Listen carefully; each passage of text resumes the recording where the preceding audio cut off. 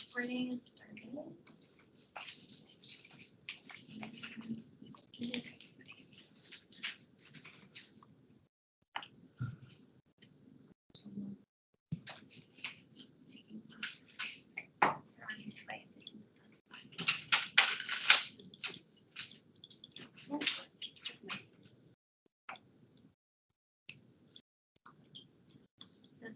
It's like spinning wheel and okay.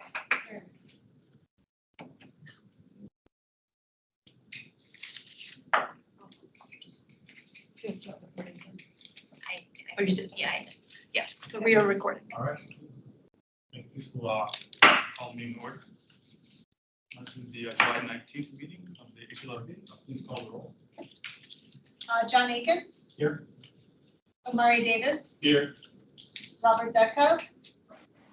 Alex Foster. Carmela Hale. Here. Ray Handley. Here. Gerald Laporte. Here.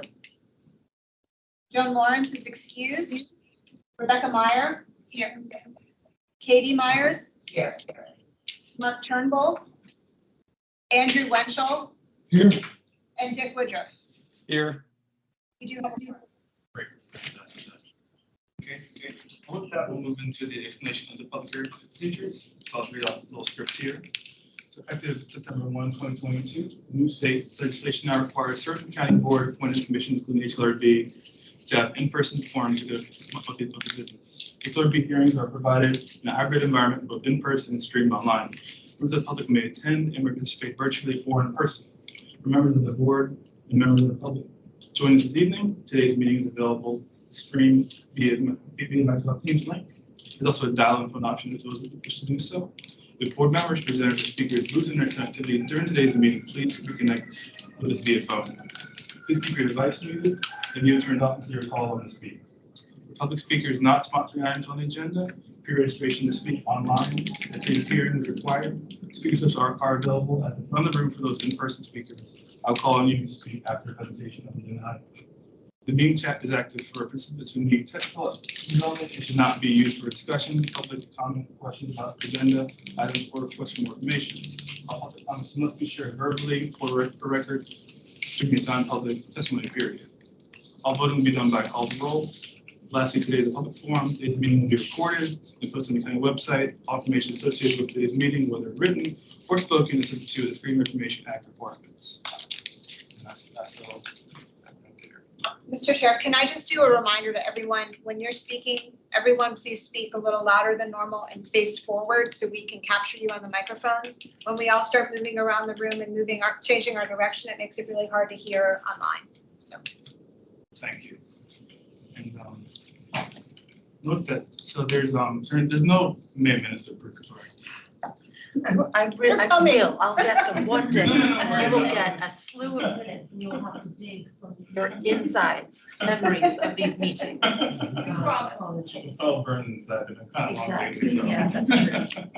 But I think with that, so I just wanted to let our newspaper Greg, as they speak about themselves, just briefly let us know. Yeah, 1 minute. My name is Greg Handley. I've lived in Arlington County off and on since 1979. When I came here as a presidential fellow and then continued to work for the U.S. government. So I just have retired from the National Institutes of Health, where I worked for almost all my career. I started my career at the State Department, I ended my career at NIH, and I was assigned overseas for several different assignments. I'm very interested in Arlington County because of my long time of being a resident and because I like the county very much. I think it's an interesting mix of both history as well as, a modern city, but with a very unusual kind of suburban, non-suburban, urban feel. And I'm very interested in architecture. I'm not an architect. I studied public health and anthropology and archaeology and biology, but the architecture has always interested me a great deal. So I'm very interested in making sure that the history that's commemorated in Arlington is all inclusive, particularly inclusive of our African-American compatriots that live here, as well as Native Americans that were here before any of the rest of us got here. that's about it. So I'm looking forward to learning a lot from all the rest of you and from listening. Thank you, welcome. Thank you. With that, we'll move into the COA, the consent agenda. There's one item on the consent agenda tonight. Is there any desire to speak, to talk to a board off consent agenda? It's item COA 23-17. So I guess, hearing is there a motion to approve? Motion. Second. Yeah, please call the roll. Mr. Aiken, Yes. Mr. Davis, Yes. Ms. Ham, Yes. Mr. Hanley, Yes. Mr. Laporte, Yes. Ms. Meyer, Yes. Ms. Myers, Yes. Mr. Winchell, Yes. and Mr. Woodruff. Yes. That's unanimous. Okay. On to discussion, agenda item number 1. Wonderful. So this is a request to replace louvered shutters with shutters of a different design at 3421 21st Avenue North in Maywood. Constructed circa 1933, the home is one of 5 documented Sears mail order kit homes in Maywood. It is most likely an example of the Wexford model. The applicant is requesting to replace the existing fixed louvers. There you see the Wexford model. Fixed louvered vinyl shutters on the front of the house with operable, with operable raised panel wooden shutters, and remove the remaining vinyl fixed shutters from the windows. The new shutters will be installed on black metal offset hinges such that when closed, they will fill the entire brick opening, the brick window opening. The closure to the wall will be an S-shaped black metal shutter dog. The Historic Preservation staff recommends approval of the subject application. Shutters are appropriate for houses in this time period. Both photos and renderings of the original home show that the property did have shutters. The wood is an appropriate material in the local historic district, and operability is appropriate for shutters of this era. If the shutters were removed, the historic dwelling would not be damaged, which complies with Standard 10 of the Secretary of the Interior Standards. Operable shutters will be a utilitarian, visually and historically appropriate improvement from non-operable shutters. While there are existing fixed shutters on one window on the west elevation, 2 windows. So if you see there's the addition, the 1980s addition meant that there was just like one shutter left over there. And these are, from what we can tell from the Wexford image, only the front 2 windows had shutters on them. The ones on the side didn't have shutters on them. The applicant would like to go back to not having shutters, especially not unoperable shutters on the rear and side of the property, and replace just the front 2 with these flat panel shutters. Based on the renderings of the Sears home, these shutters, this is their vinyl, they may not have originally been installed on the home. So is the, oh wait, do we do DRC and then invite the applicant to speak? Yeah. Okay, is RJ, Mr. Ockert? Are you Yes, on? I'm here. Yes, I am. Hi. Would you like to add anything? No, I think you've captured it, Serena. Thank you. Members of the DRC would like to speak. I think that if you look at the drawing, you'll see that the shutters are louvered, and that's typical of most Sears homes of that time frame. So I think that the panel shutters were not appropriate. We've gone quite far on this with an addition to the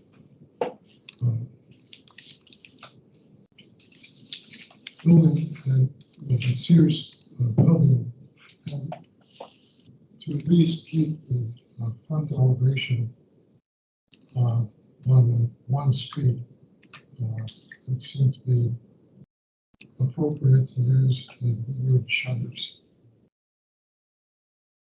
upper deck. By the way, I also got a comment from Joan. She probably won't be able to make it until later in the meeting because she's costuming a show. She is Mr. Uckert's neighbor, and she said, my husband and I do not object to the replacement in the style of the shutters. She wasn't entirely sure about which materials were meant.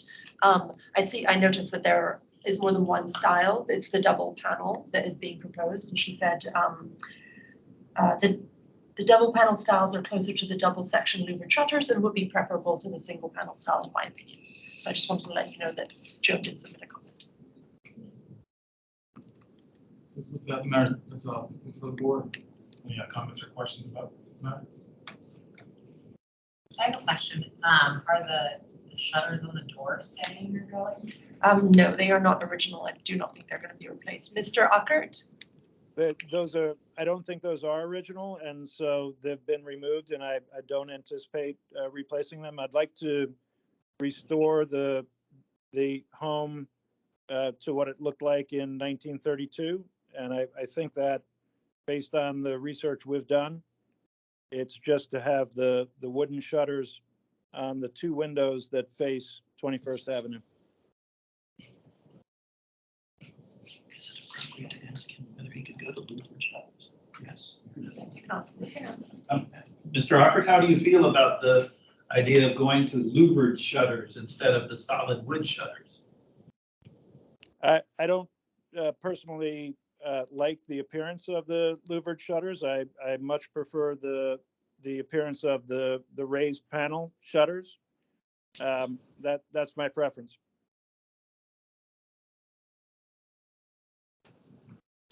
Any other questions or comments from anybody? So the intent is for these to be operable. So when they're open and to the sides of the windows, that is the raised panel. Is the back side the same if they were to be closed? Yes, I believe so. Yes, that's correct.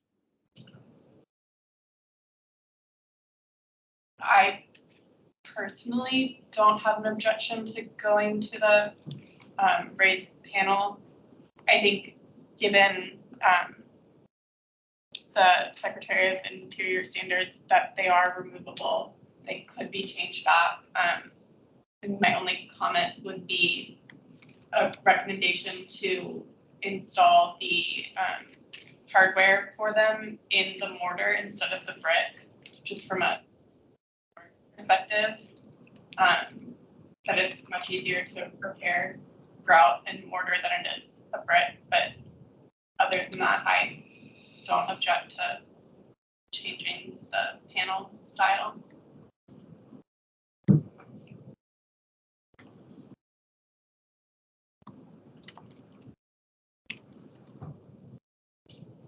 Any other thoughts or questions? Vic or Carmela, any comments? Nope. No. Okay. Well, with that, I think it's not sure sure. So I guess we can. What we'll do is I'll put out. I guess what I prepare, and then we can always amend that as needed and kind of go from there. Basically, we can also look it down. It doesn't make sense as well. So let's see here. So I move that your HLRB approve COA 23-10, Main Historic District, request to replace wooden louvered shutters with wooden shutters of different style. Additionally, shutter hardware should be installed in mortar joints and not on brick, and not and any comments? Could I clarify COA 23E? 23, sorry, 23. So as not to cause confusion. I have one question. What I forgot where they said originally we were going to install the, are they going to install it on the brick or on the wood surrounding the windows? I think it was in the original application. I think you mentioned it when you were talking. I don't think they mentioned the anchor points to me. But they didn't? Okay. No. That was the recommendation. I heard that Yes. recommendation, but I thought that, I don't think it was in the packet. okay. So, Can we amend the motion to clarify the raised panel with two? yeah. So, You mean like double-sided or that Or it's the like two two panel. panels? Two panels. Okay. Should we two panel or double panel? I don't know. So I think that says equal, because that's the style that he's Okay. proposing. So I can make a suggestion based on what I'm looking at. So I think you could, the second part where you say with shutters of a different style, right. you could just say with shutters of the equal panel, raised panel style. Two equal, because there's some threes up there too, so Yeah, but equals the name of it, I think is what she's referring to. I can't read that. That's Okay. okay, me either. If you say it says equal, I believe you.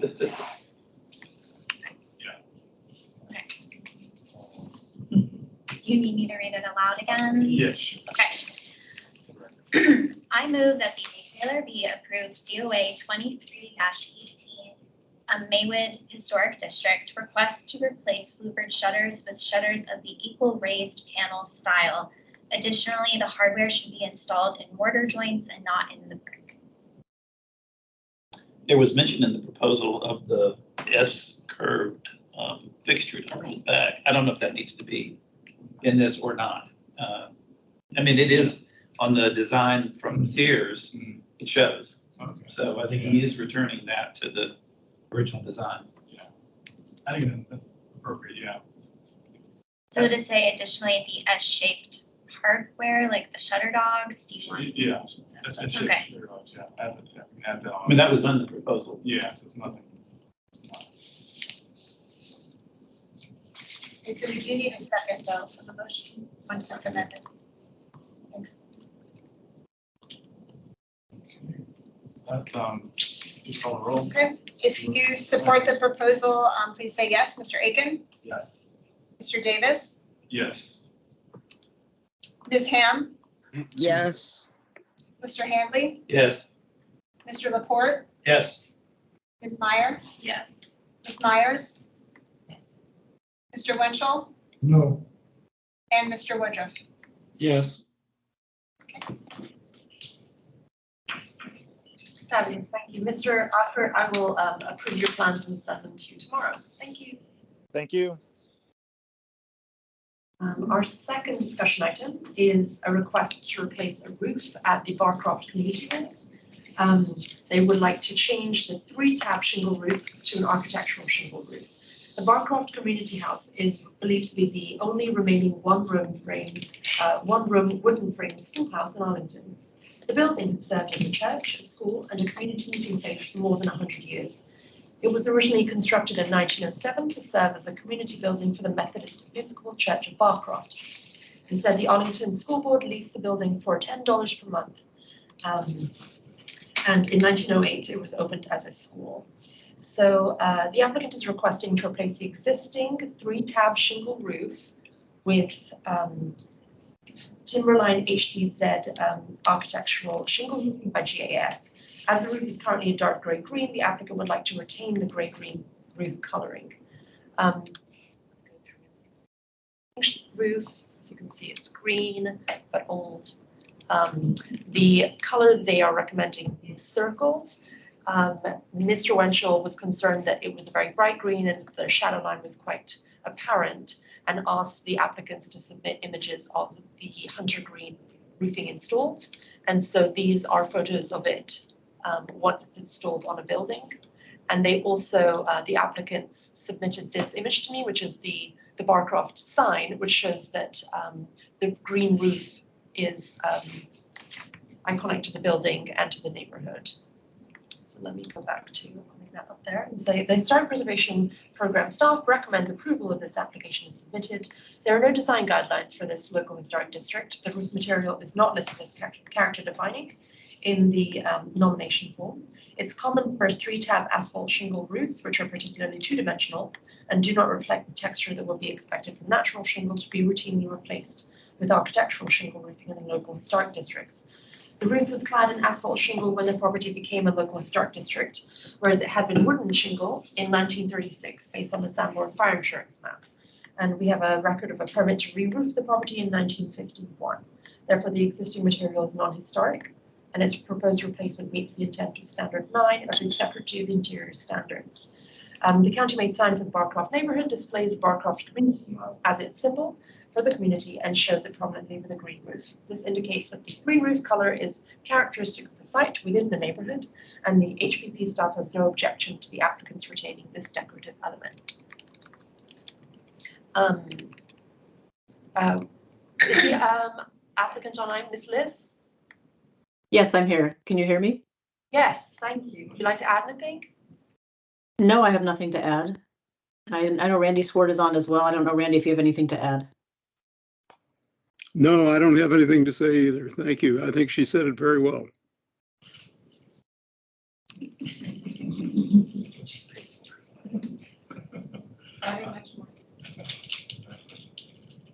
With that, are there any comments from your DRC members? Could you flip back to The sample? Yes.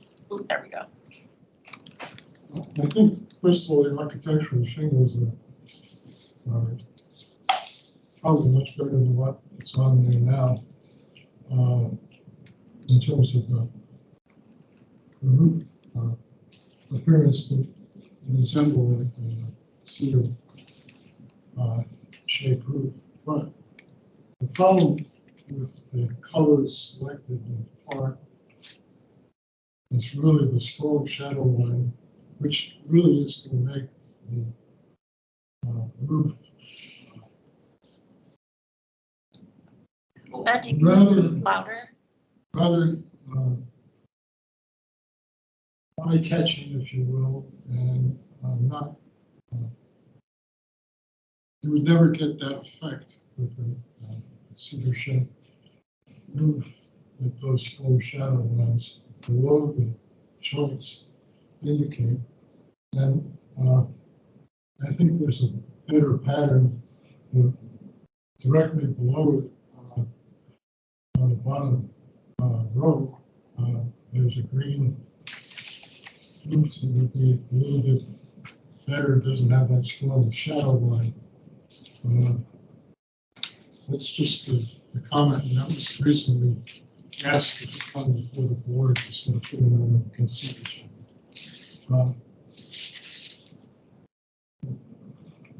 This is a historic church, and just seems to make a razzle-dazzle top to it that is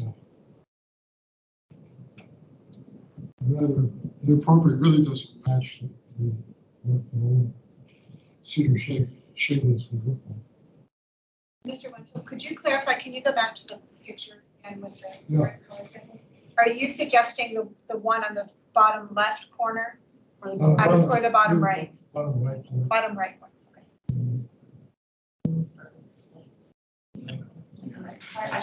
I can't read that. Williamsburg slate. Yeah, once it's full screen, I can't see. Yeah, I guess that's Williamsburg. And I just, okay, so let's see if I can zoom. Someone knows where the zoom is. It's not Oh, there it there. is.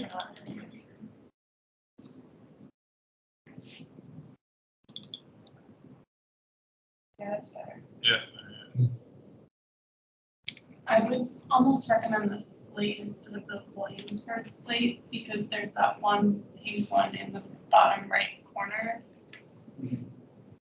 And I agree with Andy's comment that the hunter green is very stark, and looking at the photos in the neighborhood, it doesn't appear that there are any other roofs that are hunter green. So I understand the character defining aspect of it, but looking at the photos, I don't, and I could be wrong and it could have just worn over time, but I don't think it's as vibrant as the hunter green. And you think so this is the hunter green installed. And you're worried it's still too green? Because we wanted to make sure, because the sample is extremely bright. Right. Yeah. Right, that's true. And I think looking at the 3 different samples, it still appears very bright. So my recommendation would be the slate. I don't have a problem with that. I think it's really difficult because it's, when it's, if you go back to the picture again, it looks, just in my eye, it looks a good mix of gray and green, but not overpowering green at the ends. I guess it's the applicant's intent to have like a green tinge to it. It's really hard because I would support the slate as well. That kind of keeps the characteristics of our crop, but it doesn't look super green to me. Sorry. I would note that we don't often have this conversation Yeah. because we don't usually consider Right. Color. Yeah. Yeah, and the next photos of the example almost appear to have a blue tint to them.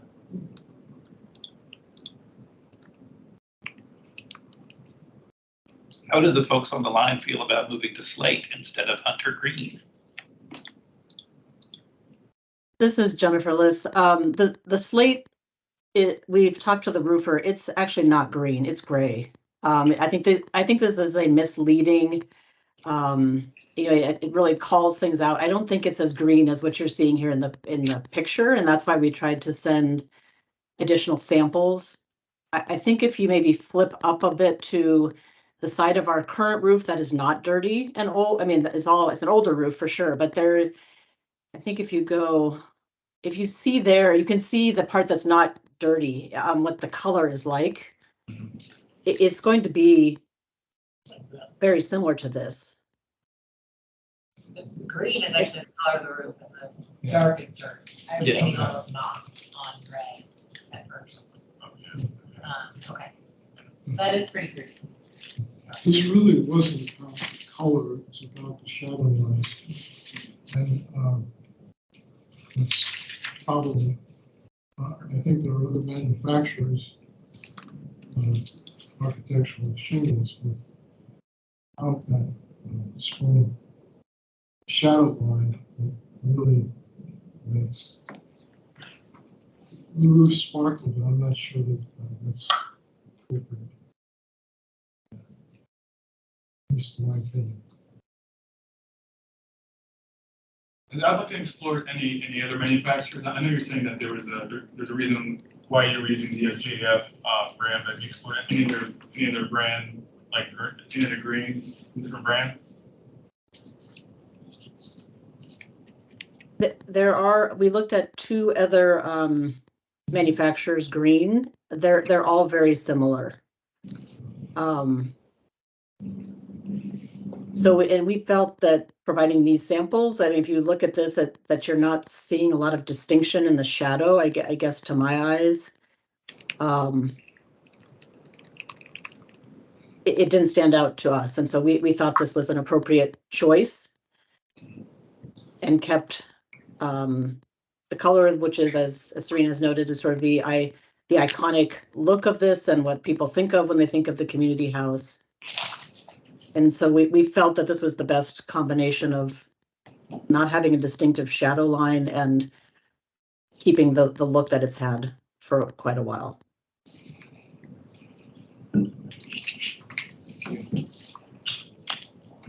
Randy, anything else to add? I don't think so. I think the other color that they're suggesting is a gray. It seems to me that that's more of a difference than whether or not you have a shadow line. We can keep looking for another shingle that doesn't have a shadow line. But yeah, it seems to me that it's really a color question.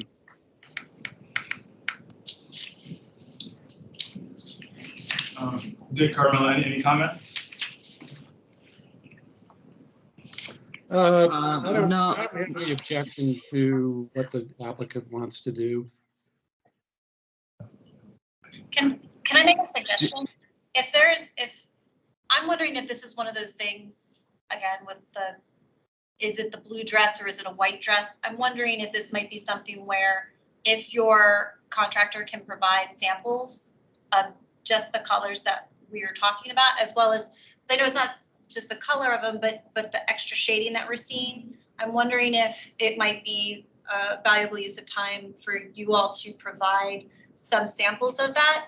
And maybe so that we can move this along and not have to go into the August review cycle, you could bring that to the DRC meeting, which is, would be the first Wednesday of August. And if it doesn't have extensive shadows that we're seeing, then maybe that would give a bit more comfort. If it does, then we would like you to have another option and come to the DRC and the HLRB meetings in August. That could be an option. What is the concern about shadows? Does it, what is the concern? I don't know.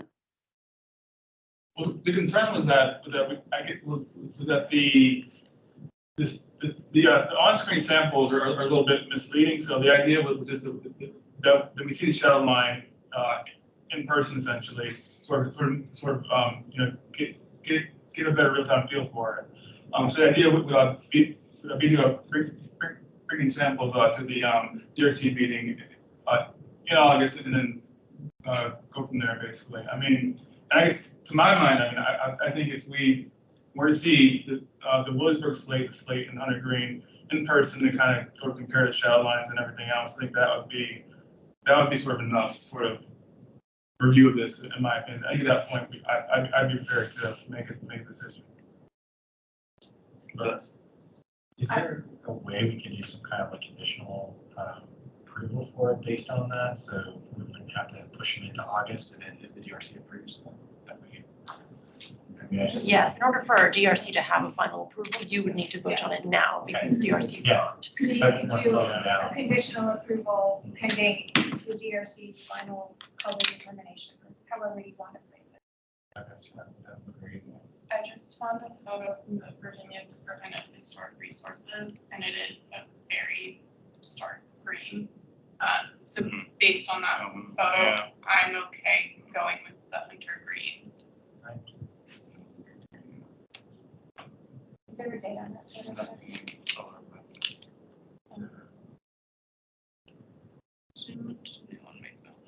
I'd be okay going with Hunter Green also, since that's the applicants, and they seem to have thought about this a lot, and we can have a vote.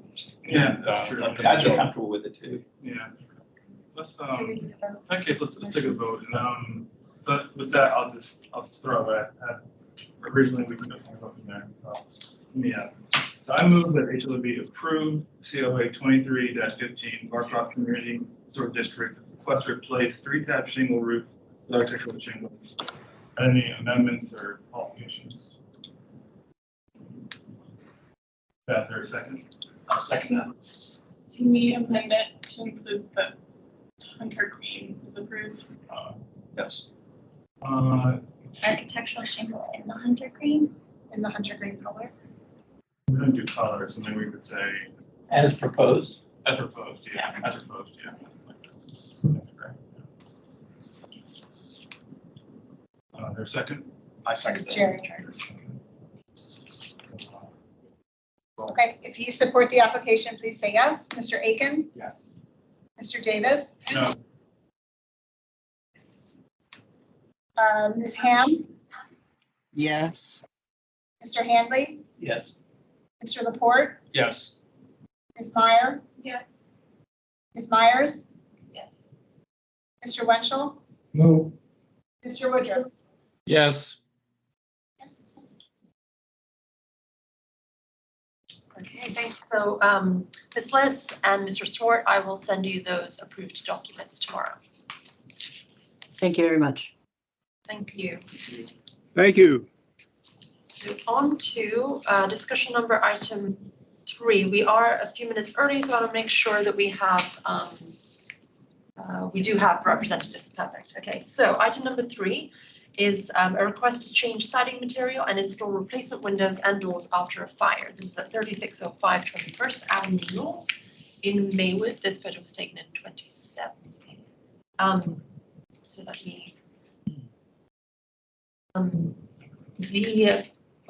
It's a pre-1912 Queen Anne style dwelling at 3605 21st Avenue North that is described as a 2-bay wide wood frame dwelling clad in weatherboard with a front gable roof shingle sheathed in asphalt shingles. It has a one-story, three-bay wood frame front porch on square posts and one sash windows. Other notable features include fish scales shingles and molded gable returns in the front gable end. A large gable roof addition has been built onto the east elevation. On March 15, 2022, the home suffered an electrical fire on the first floor. Historic Preservation Inspector Michael Pony contacted the owner by email and offered support, and planner Serena also reached out by email to offer help in any COA applications for repair. On June 27, 2023, a neighbor informed the HPP staff that contractors were removing siding. So this is photos from the fire. HPP staff that contractors were removing siding from the home. Ms. Tawny went on site on June 27 to inspect the site and found about a quarter of the siding removed. So this is that day when just this side was removed. And spoke to the contractors in person and on the phone to inform them that they were in a local historic district and they needed permission for any exterior changes, and that exterior work should cease until plans had been submitted and reviewed. Ms. Bollinger followed up with a phone call, and we've been going back and forth with the contractor for some time. On June 30, the HPP staff received a notice from a neighbor that the contractor continued removing siding. So this is the day this shows the siding coming off the building. This is the damage on the front. Damage on the side. This is it's called double OG wooden siding. So it's one piece of wood that looks like two pieces of siding. More photos. This is the tieback. So this is June 30 when all the siding had been removed except for the fish scale shingles on the front gable. The applicant is requesting the following alterations: to replace all the wooden teardrop siding on the home with smooth 4-inch lap hardy cementitious fiberboard siding, replace all the windows in the home in kind with matching 1/1 wooden windows, which would be a retroactive approval because, as you can see, the windows are already in the building, and replace all exterior doors, which is 3 of them, including one set of French double doors onto the rear deck, one rear single door off the rear bump out into the yard, and the front door with identical wooden replacements. The rear single door off the bump out would be, well, those 36 by 80 for a single door, and they would all be solid wood. Staff recommends, let me see if okay, so here's the lap siding.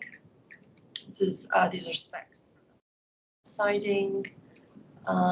This is information for the windows, which we require per the appendix that we created for windows. This is the door information, and that is the hinge finish. So let me go back to an image. So the HPP staff recommends denial of the siding aspect of the COA application and instead recommends that the applicant pursue reinstallation of extant wooden siding removed from the historic dwelling or in-kind replacement of matching wooden teardrop siding. Per Appendix C, cement fiberboard siding materials in the Maywood Design Guidelines, cement fiberboard is not appropriate as the primary siding material on existing historic buildings. The subject house is a contributing resource to the Maywood LHD and the National Register Historic District. Wood is considered a typical material in Maywood, particularly as siding and cladding material, and is representative of the craftsmanship and materials available during the neighborhood's period of significance. A conditions assessment was not completed by the HPP staff before the removal of the siding. However, even if the siding on all surfaces of the house had been damaged beyond repair, any replacement material would need to comply with Standard 6 of the Secretary of the Interior standards. Replacement of typical windows in the Maywood LHD with identical in-kind wooden replacements is allowed per Appendix H, in-kind window replacement guidelines. Although the HPP staff does not endorse retroactive reviews, given that the historic material can be lost without recourse, staff recommends approval of the window replacement in this case because it complies with Appendix H. Historically, the HALRB has not approved replacement of historic doors without a prior conditions analysis. The doors have already been removed, but given the electrical fire location on the first floor, let me take us back to there. As the evidence of the fire damage and understanding the possible damage by fire safety officer, staff can infer that the doors were damaged by the fire. In-kind replacement of the doors therefore meets the intent of standard number 6 of the Secretary of Interior. I believe we have the owner and the contractor on the line. Is there any information you would like to add? No. No. So, is that any in that DRC number? Do you have any pictures of what siding they're put on and to compare with what it was before? Oh, they haven't put any put siding. It's just got tie back on right now. It's just, It hasn't been this. installed Yeah, yet. this is it. Okay. It's wrapped. Well, Yeah, I think- you have a picture of it from a catalog though, right? Oh, not from a catalog. We have we like creepers drive through the neighborhood all the time taking photos of the exterior of the building. So we have photos of the building from the last 30 years. Okay, the problem is basically we've changed the appearance of the house. And certainly at the time that the HALRB staff That was the proposal. went out to check on things, they, at least the siding over the porch, which was intact, was not apparently damaged by the fire, was protected by the porch. The applicant's proposal with the hardy siding all around, while it would grant the house a uniform look, changes the appearance of the house. And I think that for good reason, we've tried to preserve at least the side of the house facing the street. And that's why this issue is before you. I recommend that the applicant get wood siding to replace at least the front to match this. And it can be customizable. It's not that expensive. It might have cost some delay, but I think that the appearance of the house should be respected. At least And we received a public comment that was shared with you ahead of the meeting from some neighbors. And we also have a comment from Joan once you open discussion to the community, to the board. Can I ask a question? What you just went through, can I ask a question? Yes, sure. So the inspector showed up when one side was taken off, Yes. but the other sides were still there. And much of it appears to be completely intact. Yes. Does anyone, was it suggested to the owner and the contractor that they should not take any more siding off until this is Yes, it resolved? required that they stop. It's required. Yes. But they went ahead and removed it. Yes. Okay, I just wanted to be sure I understood that series of events and that despite having been told they may have to put wood back up, they took the wood down. I believe Dick is trying. Dick, please, go ahead. It's really hard to hear. Are you asking me a question? Did you have your hand up? Speak. Yeah, I did raise my hand. I wanted to see that picture again that does actually depict some burned siding. Can you show that? It's next to a window. I'd just like to, you flashed through that pretty quickly. Keep going. This one or, No, Keep going. it's That one. okay. So it's clear that there is some burn siding.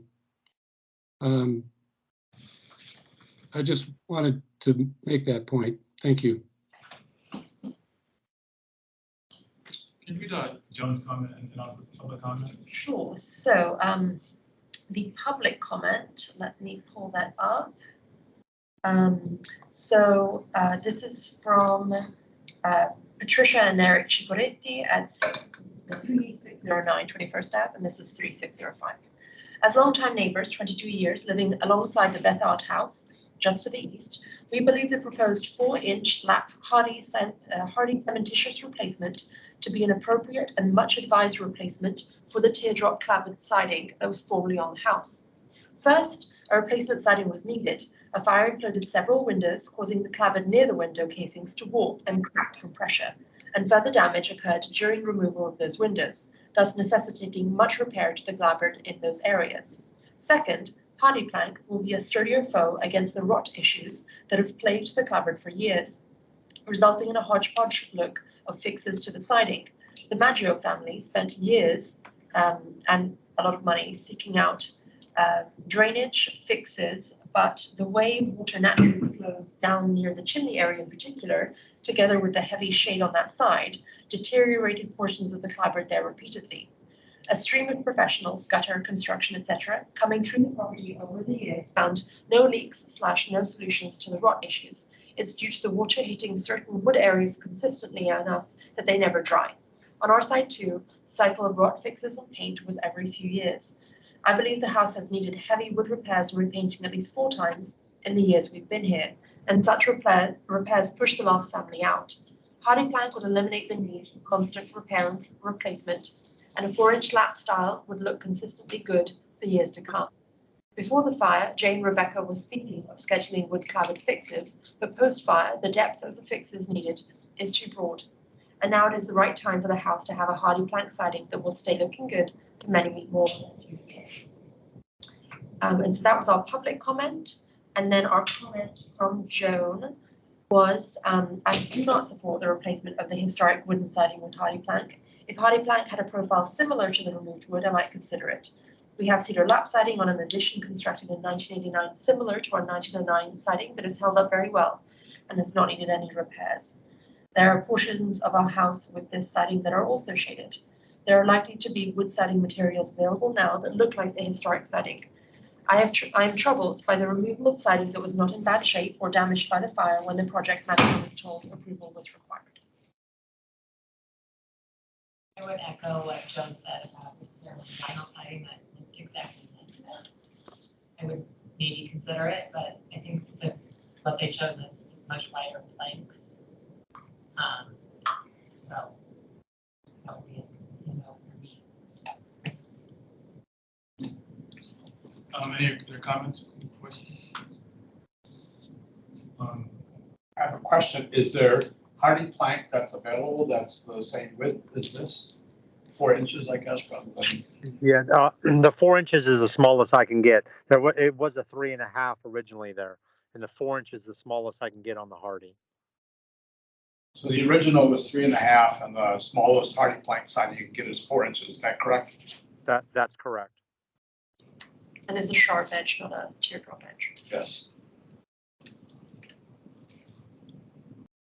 Is there a hardy plank that has more of like a teardrop edge to it, or is it all a sharp edge? It's all sharp edge, and T.W. Perry's telling me that's hard to get the teardrop. That all the teardrop has to be milled.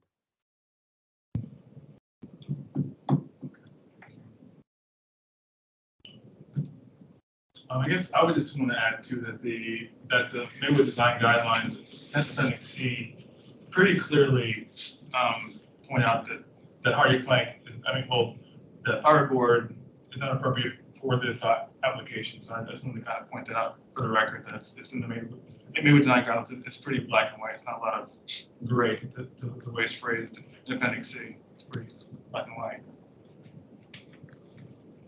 Yeah, I know that's what the guidelines say. Yeah. To me, that's not all that important. I would support hardy plank if it had a similar profile, but it doesn't. Okay, it's not the same width and it's not the same shape. Yeah. So, right.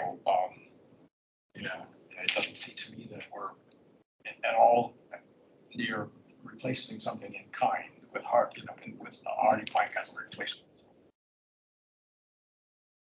And the proposal is to also take down the fish scale. No, that's remaining original. Yeah. Okay. So nothing. Yeah, the fish scale is not damaged by the fire.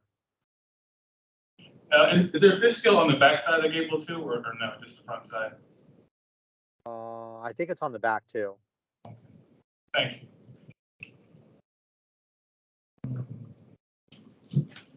No, to clarify, it's not that there's not a fish scale on the back. It's only on the front. Oh, thank you, Jay. Thank you. I agree with Joan's statements of, we've had several of these where it's sort of self-help, and then we're faced with approving something after the fact. And the more we approve these things, the more we're going to encourage people to do that type of thing and tear it all down and say, well, you're not going to make me put it back up, are you? And so I just think in recent years, we've not held firm on this, and I think we've gotten in trouble because people don't expect us to uphold guidelines because we made exceptions in the past. And the more exceptions you made, the more you encourage this type of behavior. I agree with that, but I also have a question for those who know a lot more than I do. Are there any other fiberboard or concrete-based sidings that are made in a more of a historic way so that there's a teardrop narrow profile? Does anyone know if there's a manufacturer? I know that Hardy Plank doesn't. I mean, they're basically for beaches, but for application in historic areas, has anyone ever developed such a product? Refer to the architects. I looked it up. So I looked up cementitious fiberboard teardrop, cementitious fiberboard, double OG, historic siding, cementitious fiberboard. Just like I tried everything and I couldn't find anything. But I agree because it's a very typical siding for historic properties, and I'm very surprised that I haven't found. I would also say it's quite a rare siding to be seen you don't see it very frequently. So I agree that I'm troubled by the fact that that perfectly good siding apparently was removed when it could have simply been replaced with a very small mill run where it was actually burned and integrated into the fabric of the house. So I agree with what's been said. Staff would note that this likely would qualify or could qualify for tax credits, which is the state recognizing that since this is a historic district and you are required to meet certain standards, that they are subsidizing the financial cost. Not that we consider financial cost, but just a reminder that this would qualify for tax credit, rehabilitation tax credits. And can I say something? Four sides of the house was damaged by the fire. The right side where the addition was, we had to take that down because of the rot. There was rot about 3 or 4 feet up from the bottom, and a lot of the plywood underneath. I wish I had sent you pictures inside before we took it off. A lot of the plywood under the wood siding was also rotted and molded, so it had to be replaced. We didn't have a choice. So I understand that Hardy off the shelf does not have this profile. Will Hardy do a custom? No, and the reason I chose the Hardy is because the neighbor to the left had Hardy on their house. The neighbors what? Can you clarify that? Can you repeat that? The neighbor has Hardy on the left side, has Hardy on the house. Hardy is allowed on new construction and additions, so it is entirely. That's my ultimate question. So if the house would have burned all the way down, we could have put Hardy up. And 50% of the house was burnt. The back was all burnt. The front was burnt. And the two sides were all rotten. So over 75% of the house could not be saved. So you're concerned that 75% of the extant siding outside of the framing of the property would have needed to be replaced. Correct. The only part that was good was the front, over the front porch and to the right, and then to the right of that by the little bit, all the side on the fireplace was all rotten. All that plywood had to be replaced because of dry rot and the water leaking by the chimney. So that whole right side was all rotten. And the only reason above the porch was saved is because of the porch roof. If the porch roof wouldn't have been there, the whole front would have been damaged.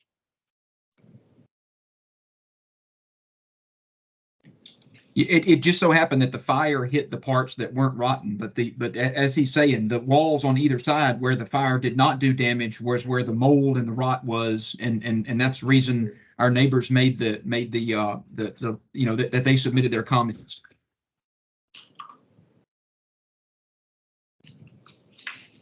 Okay.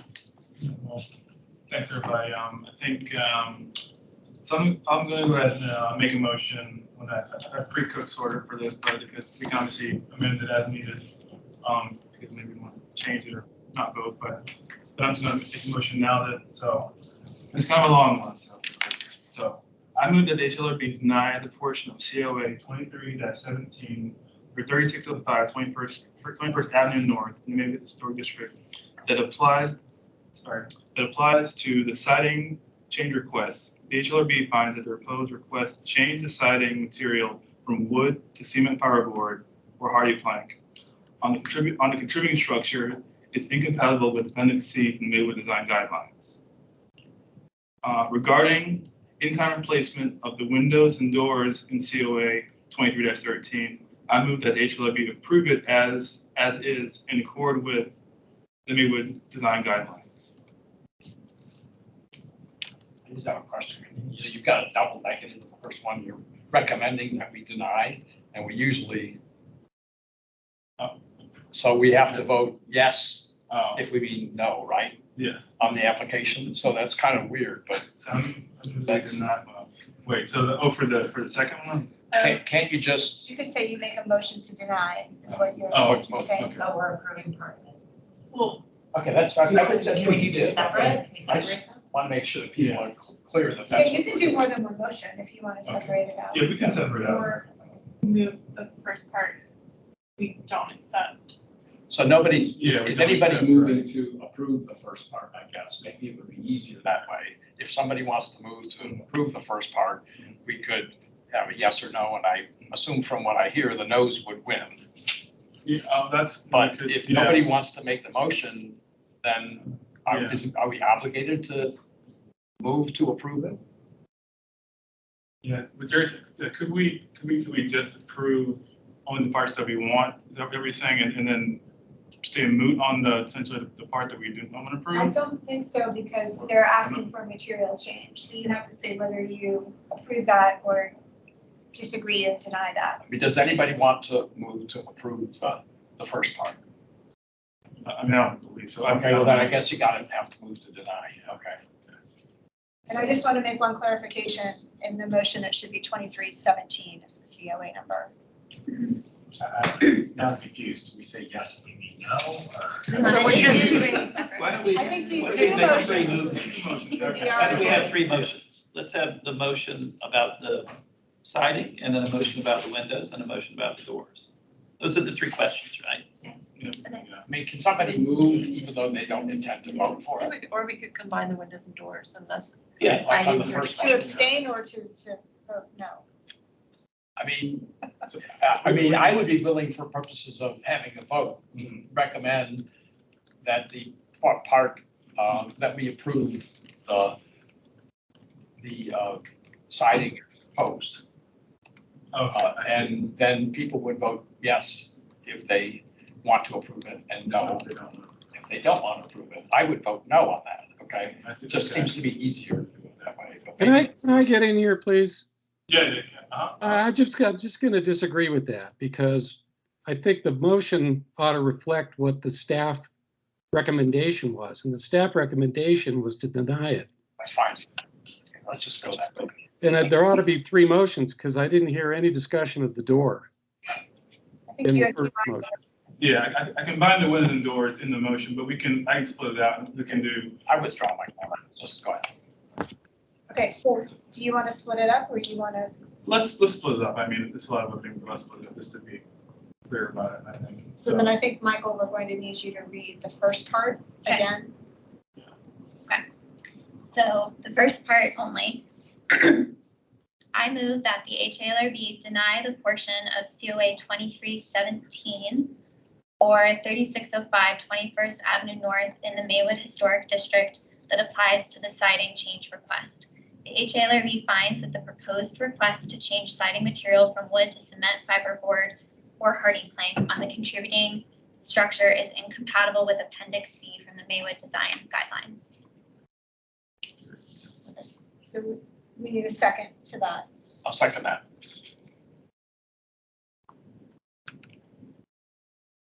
Please call the roll. Okay, Mr. Aiken, Yes. Mr. Davis, Yes. Ms. Ham, Yes. Mr. Handley, Yes. Mr. Laporte, Yes. Ms. Meyer, Yes. Ms. Myers, Yes. Mr. Wenchel, Yes. and Mr. Woodruff. Yes. That is unanimous. Now for let's do the windows. Windows, okay. Take your time.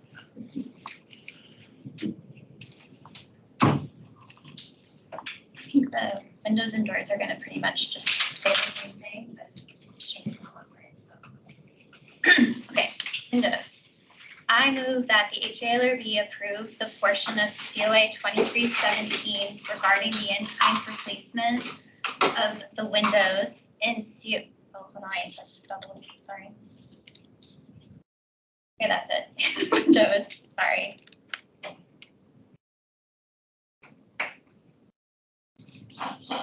Okay, so we're assuming that's your motion, just revised, so we do need a second for that. I'll second it. Thank you. Please call the roll. Okay, Mr. Aiken, Yes. Mr. Davis, Yes. Ms. Ham, Yes. Mr. Hanley, Yes. Mr. Laporte, Yes. Ms. Meyer, Yes. Ms. Myers, Yes. Mr. Wenchel, Yes. and Mr. Woodruff. Yes. Last motion. Doors. I move that the HALRB approve the portion of COA 23-17 regarding the in-kind replacement of the doors. Okay, so we need a second for that. Second. Can we clarify the doors, are they replacing all of them? The three doors. The three exterior doors. Okay. Were all three damaged by the fire? It seems like it because the fire escaped out the front and out the back, and that is how the fire safety officers went into the building. Got it. Okay, thank you. So Yeah, I don't think there's any evidence that they were historic anyway, is there? The front door, maybe. I think. The front door is, the other two were not. So would you like me to add in kind replacement of the three exterior doors, just to add some clarity to it? Okay. All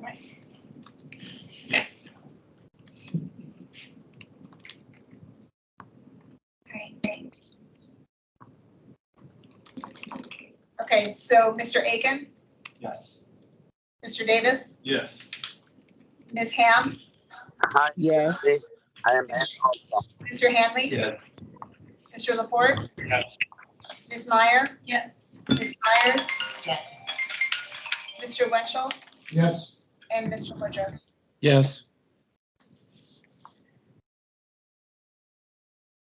Wonderful. I will process that paperwork and return that information to you tomorrow with additional information about next steps if you would like to come back and have more discussions about the rest of the work.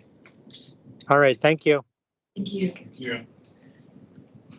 Moving swiftly on to the property at 2415 Shermanton Road.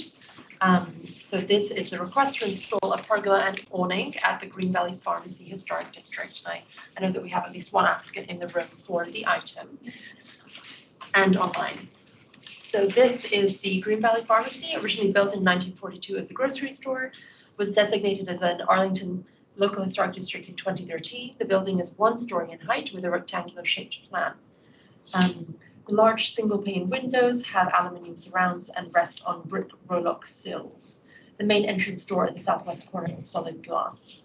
The building's simple design has minimal architectural ornamentation, with the most distinctive feature now being the prominent corner entrance. The signage that has been centered under the roofline on both the street front elevations was removed at the same time as a mansard roof. There have been minimal changes to the building over time. The owner is partnering with a local business owner to open the property as a restaurant. In June, there have been a number of applications, but most recently in June 2023, the applicant submitted updated pergola and awning drawings for consideration along with 3 bioretention planters.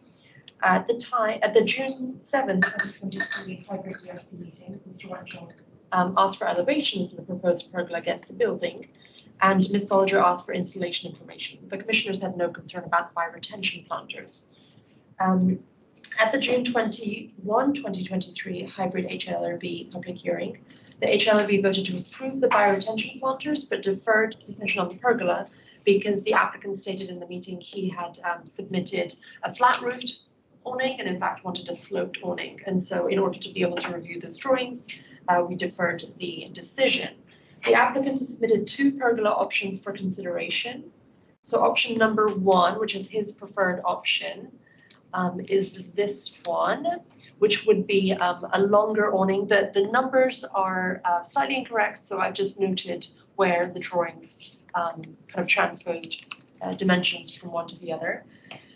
So at option 1, the applicant proposes to install a pergola with a retractable awning on the south side of the historic building. The proposed pergola would be 50 feet by 14 feet with a sloped retractable awning supported by 12 wooden beams on concrete footers and 28 wooden rafters supported by a central joist.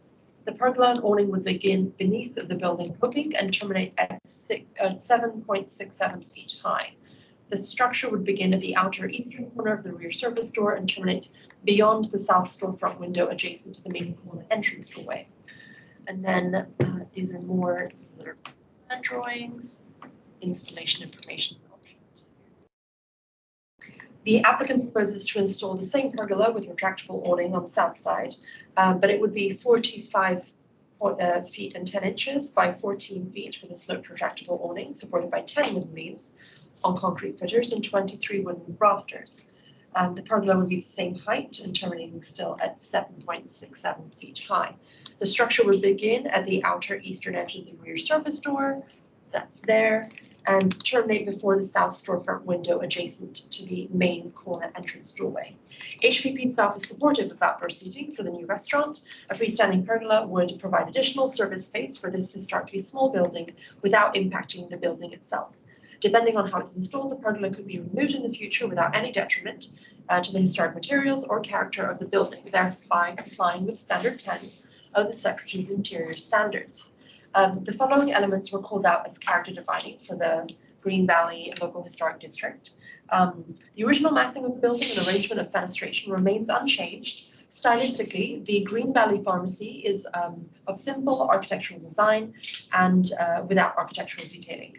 The significant features of the site include the rectangular shaped commercial building, the adjacent paved parking areas, and the building's prominent location. The priority for preservation of the site will involve maintaining the historic and architectural integrity of the character of the entire building, mainly as a one-story commercial building with a corner entrance. Staff wants to ensure that the proposed pergola complies with Standard 9 of the Secretary of the Interior Standards, which is new additions, exterior alterations, or related new construction will not destroy historic materials, features, and spatial relationships that characterize the property. And the new work will be differentiated from the old and will be compatible with the historic materials, features, size, scale, and proportion, and massing to protect the integrity of the property and its environment. Therefore, staff recommends pursuing option 2 and keeping the pergola freestanding from the building. The size of the pergola proposed in option 1 would block one of the only architectural elements of the small building and would detract from the historic corner store frontage.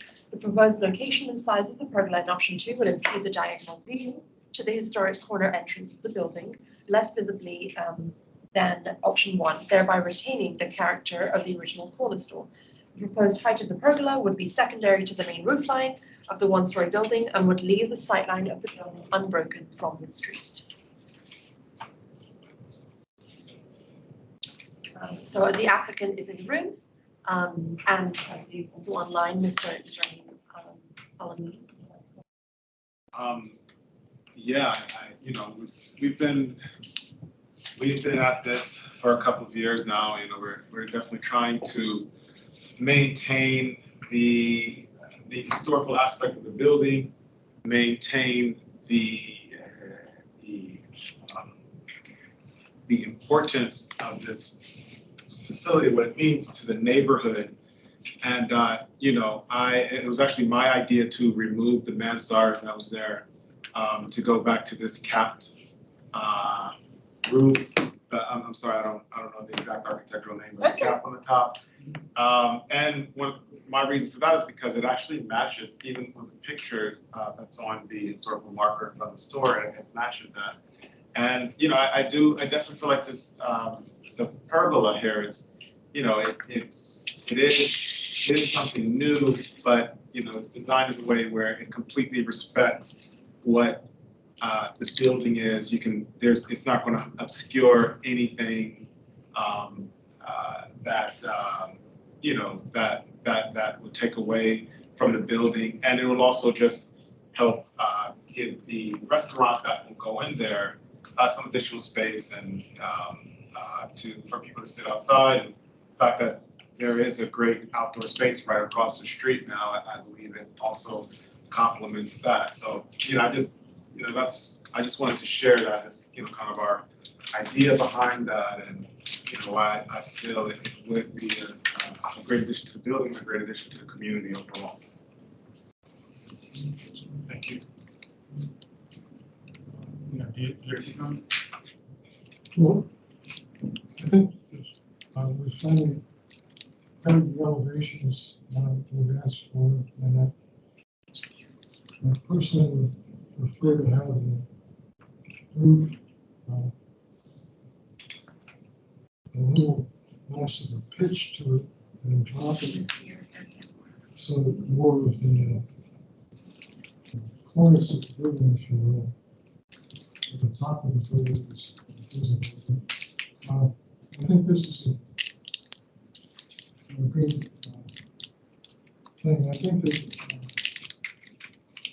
the massive roof that is removed, most of the people designated this as an historic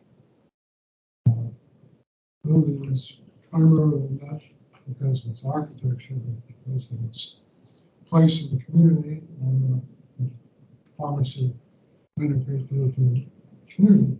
It did have a massive roof deep to the building some significance or weight. And I think the pergola begin to replace that. The massive roof was removed, and the building is rather stark without anything else there. It's a very plain building. It's certainly designated architectural area. But I think this pergola goes a long ways towards giving the building a little more character and some semblance of what it did look like, not just a clean, white elevations smooth down all the way across. And I think stepping back from the picture window, if you will, at the front entrance, makes the tremendous view much better. So I would like to say at this point, we did not see this in TRC the last meeting, so I'd like to recommend that this proceed as is. Any other comments, questions from the board? Well, I would also mention that Mr. Khan and Mr. Maharme are on the line. I wasn't sure if they wanted to comment as well, if you had any comments or not. Hi, this is Anwar Maharme. Yeah, I did not hear very good what the last person says, but if you have any question for me, I will answer. Thank you. Thank you. Can I just ask a quick question about all the utilities are going to be now under this pergola? There's the gas meter, and then there's this window. Just what they are. Will they be moved or will they remain there? Is there any kind of safety concern if people are going to be sitting under a pergola next to a gas meter? I don't know. That's just a question. And is that window going to be, it doesn't appear it'll be included, but I'm just curious it's probably a bathroom, I would guess. But is there any planning or concern around that? I also agree that I like the design. I think it adds a nice feature to the building. I don't really have a problem with it, but I'm just wondering about the safety concern from a health point of view. And then there's also, I see other lighting and that sort of thing. I don't know if those will be moved or varied or somehow adjusted just to make sure that it's a safe space. It'd be a shame to build it and then have a health inspector come in and say, you can't see people in this kind of space. Okay, I think everything will be taken into consideration and based on the code and what's the requirement. And I think it's not going to be an issue with that. It's going to be safe and meeting the codes. It's also, it's a retractable awning and it's not enclosed. So that's helpful, but I see your point and I will check. I do have a site plan with some of the utilities and we had seen some of them move around. So I will check to see whether that is one of the utilities that moved around to the back.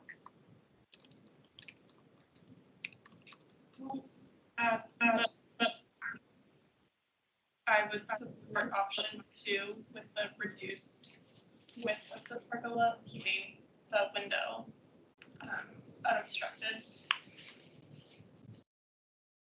Yeah, I agree. Right, corners, entrance at the focal point. I think also agree with that as well, especially because where you approach it from scenic. I have a question. Will seating be allowed in front of the window?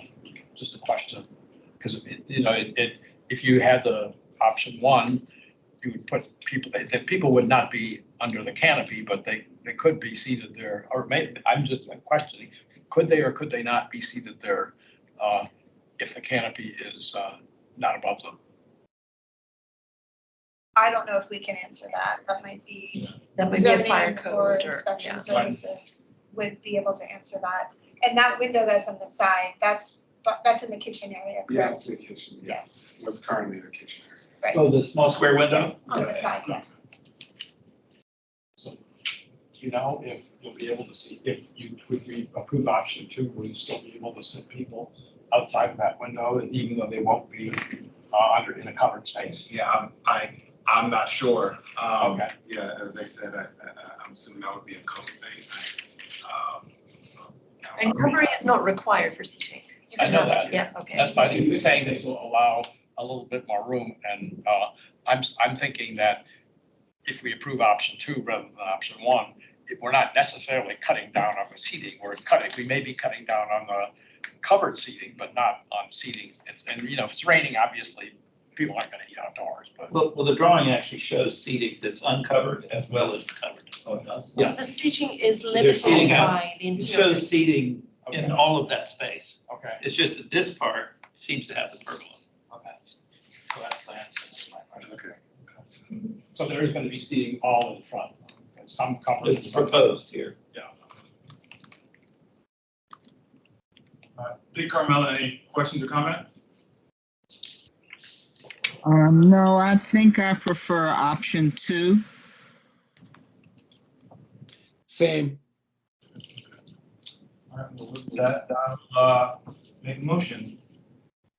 So I move that HLRB approve COA 21-30C, Green Valley Pharmacy Historic District, request to install pergola as presented in proposed option 2. I'll second that. Please call the roll. Okay, Mr. Aiken, Yes. Mr. Davis, Yes. Ms. Ham, Yes. Mr. Hanley, Yes. Mr. Laporte, Yes. Ms. Meyer, Yes. Ms. Myers, Yes. Mr. Wenchel, Yes. and Mr. Woodruff. Yes. That's unanimous. Thank you. We need another restroom. They're working on it. We're eager. We're eager. Thank you all. Thank Thank you. you. Good luck. Lovely, okay. I'm up. Yes, Lauren, you're up. You get a break. All right. So this project is 2801 Columbia Pike, which is within our commercial form-based code area. As a reminder, the Elkin facility was recommended for facade preservation in the commercial form-based code. There are no guidelines on how to achieve facade preservation, and the commercial form-based code relies on the discretion of the HALRB. The last we heard from this applicant was in December 2022.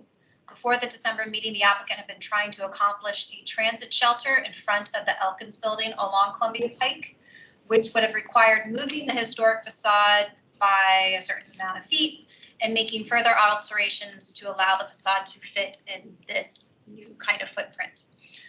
Those discussions during the December meeting led to the HLRB requesting, instead of moving the historic facade, that the applicant utilize one of the existing ground floor retail alcoves and convert that for use as a transit shelter. They also asked the applicant to utilize the streamlined modern style of the Elkins building and its horizontality to influence the design of the new construction. The applicant is proposing to build 5 more stories above the 2-story historic facade. So, which I think I say now in my next part. Sorry, current proposal. The applicants now propose to retain the 2-story historic facade in situ and provide a 4-foot setback from the new construction of floors 3 through 7. For the transit shelter, the applicants propose to alter an existing retail alcove by removing a single door entry and storefront window and installing impact resistant panels to mimic the existing storefront glazing. Let me see together. Yes, brilliant. So here you can see at the top the existing storefront and how they plan to make an alteration there. And let me know if you want me to. It'll be a surprise. We'll see. This will create a wider recessed area and allow for 2 benches and a handicapped accessible space for wheelchairs. And the applicants are also proposing new construction behind the historic facade for floors 3 through 7. There we go. With closer inspiration from the streamlined modern style similar to the Elkins building. So the DRC reviewed the project and stated that the new construction for floors 3 to 7 were more in keeping with the streamlined modern style of the Elkins building. So let's take a look at this beauty. Okay, I'm going to read full size. I just wanted everyone to be able to see that. So, ooh, there we go. This is the Walter Reed side, not the Columbia Pike side. Thank you. There was a suggestion for the lighter gray colors on floors 3 through 7 to be extended towards the top of the building with a thin line near the roof coping. And another suggestion was for the windows at the central curved section of the new construction to have side-by-side windows. And look, yep. Can you go to the Walter Reed side again? To read, and then so you can kind of see near where the single tree is over there. That's where the curved section is, and you can kind of see the floors 3 through 7 has kind of the square shaped fenestration pattern going on, but they're all they are separated at least at the curve, and it was suggested to bring those together. Yes. I can't tell, is the curve at the intersection of Walter Reed and Columbia Yes. still maintained on the other so you floors? can see, yeah, so this will all still be the same. Okay. We have to have discussions with the applicant if they pursue the project to come up with an idea of how that would be done, the facade preservation, but in all likelihood, they will be taking it down, putting it in storage, and then we'll go into a process on how they will put it back up. Exactly how it looks like today, if not in better shape. So, but you can kind of still see the curve right there. They're still maintaining But that. I'm just talking about the stories above it. Yes. The new structure. Yes. Okay. And the applicant's going to have a presentation, so they may give more angles. So, so that's kind of the overview. Back, that's the inside wall. Those are parts. Ah, there we go. Oh, See? that's better. You're welcome. Okay. So I'm just going to go ahead and go into my recommendations so the applicant can give their presentation. So staff recommends approval of the subject application. The proposal to retain the 2-story historic facade of the Elkins building in situ with a 4-foot step back for new construction provides an appropriate distinction from the historic architecture and the new construction. It also continues the feeling of the 2-story building from the street level and supports the pedestrian experience from an urban design perspective. It's accommodating a new transit shelter, an existing retail alcove of the Elkins building, which is a creative solution to meet the needs of transit riders without having to move the historic facade. The design of the new construction for floors 3 through 7 complements the streamlined modern style of the Elkins building through its material choices, subtle architectural details in the balcony design, and window fenestration pattern and frequency, and the overall horizontality using different materials and colors.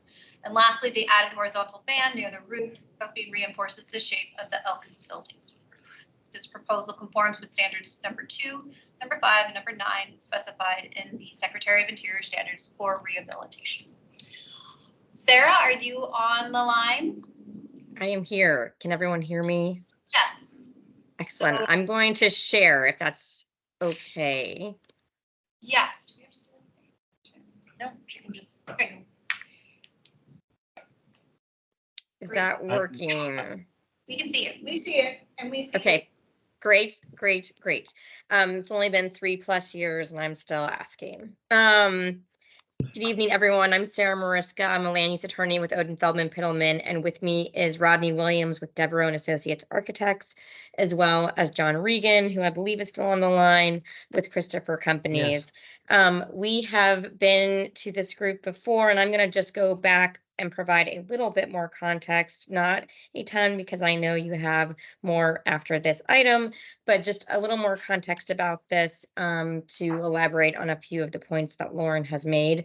On the screen is the existing building, and I did want to just go through a few images beyond what Lauren had shown to give a little bit more context. This is the curved corner we were just talking about, and just to provide a little bit more detail to give some context for what we have been trying to grapple with on this site. This is a very small site. It's about 19,000 square feet. Under 20,000 square feet is a very small site in Arlington County even, and especially along Columbia Pike. To the east of this site was approved as a multifamily building with ground floor retail and commercial uses known as the Elliott. And this site is considered important in terms of the historic preservation aspects for that existing streamlined modern facade.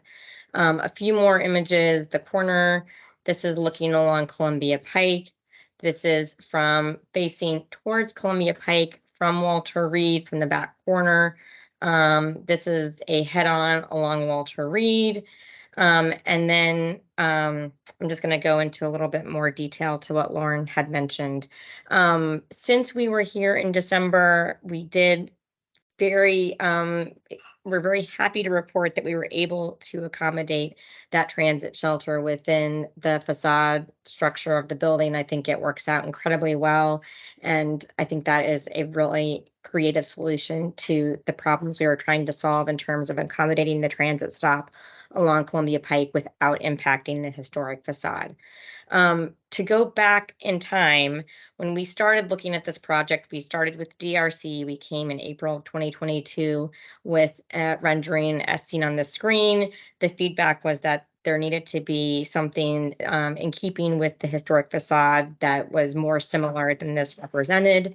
We came back in May to try and unify the upper floors with the historic facade, received some positive comments, but wanted to continue to advance the design beyond this rather conceptual stage. To that end, in December, we came to both the DRC and the HALRB with a design that had advanced and received some additional comments about the rooftop level and the colors and how we both complemented the Elliott, but also were distinguished from the Elliott and really looked at how we could bring the historic facade with the upper floors together. And to that end, we are here tonight with the updated design that Lauren had showed. The things I wanted to elaborate on are that we did receive some incredibly helpful feedback from the DRC a few weeks ago, and we have updated the color on the highest, most cornice element. So I wanted to touch on that.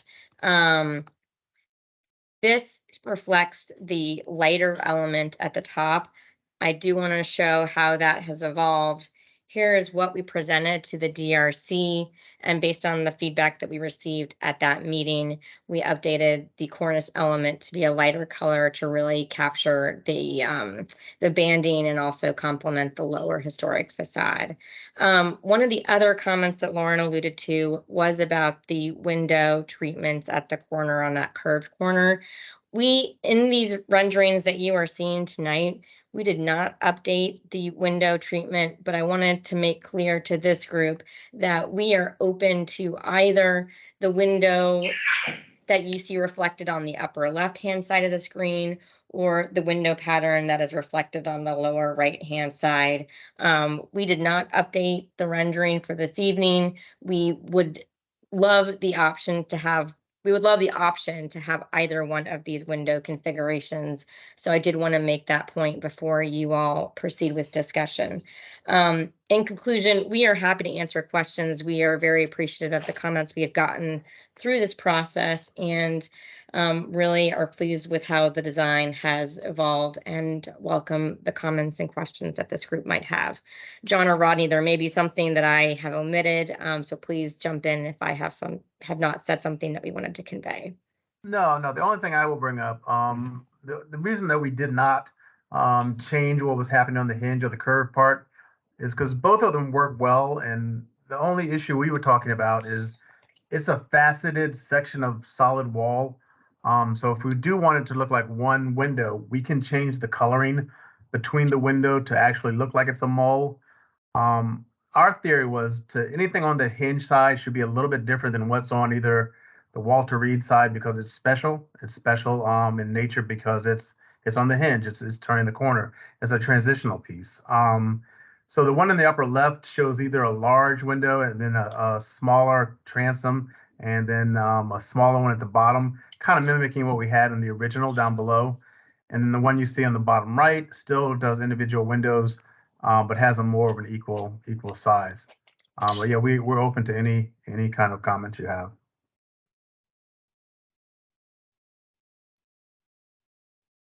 Thank you. Are we going to hear from DRC or shall I say something? DRC.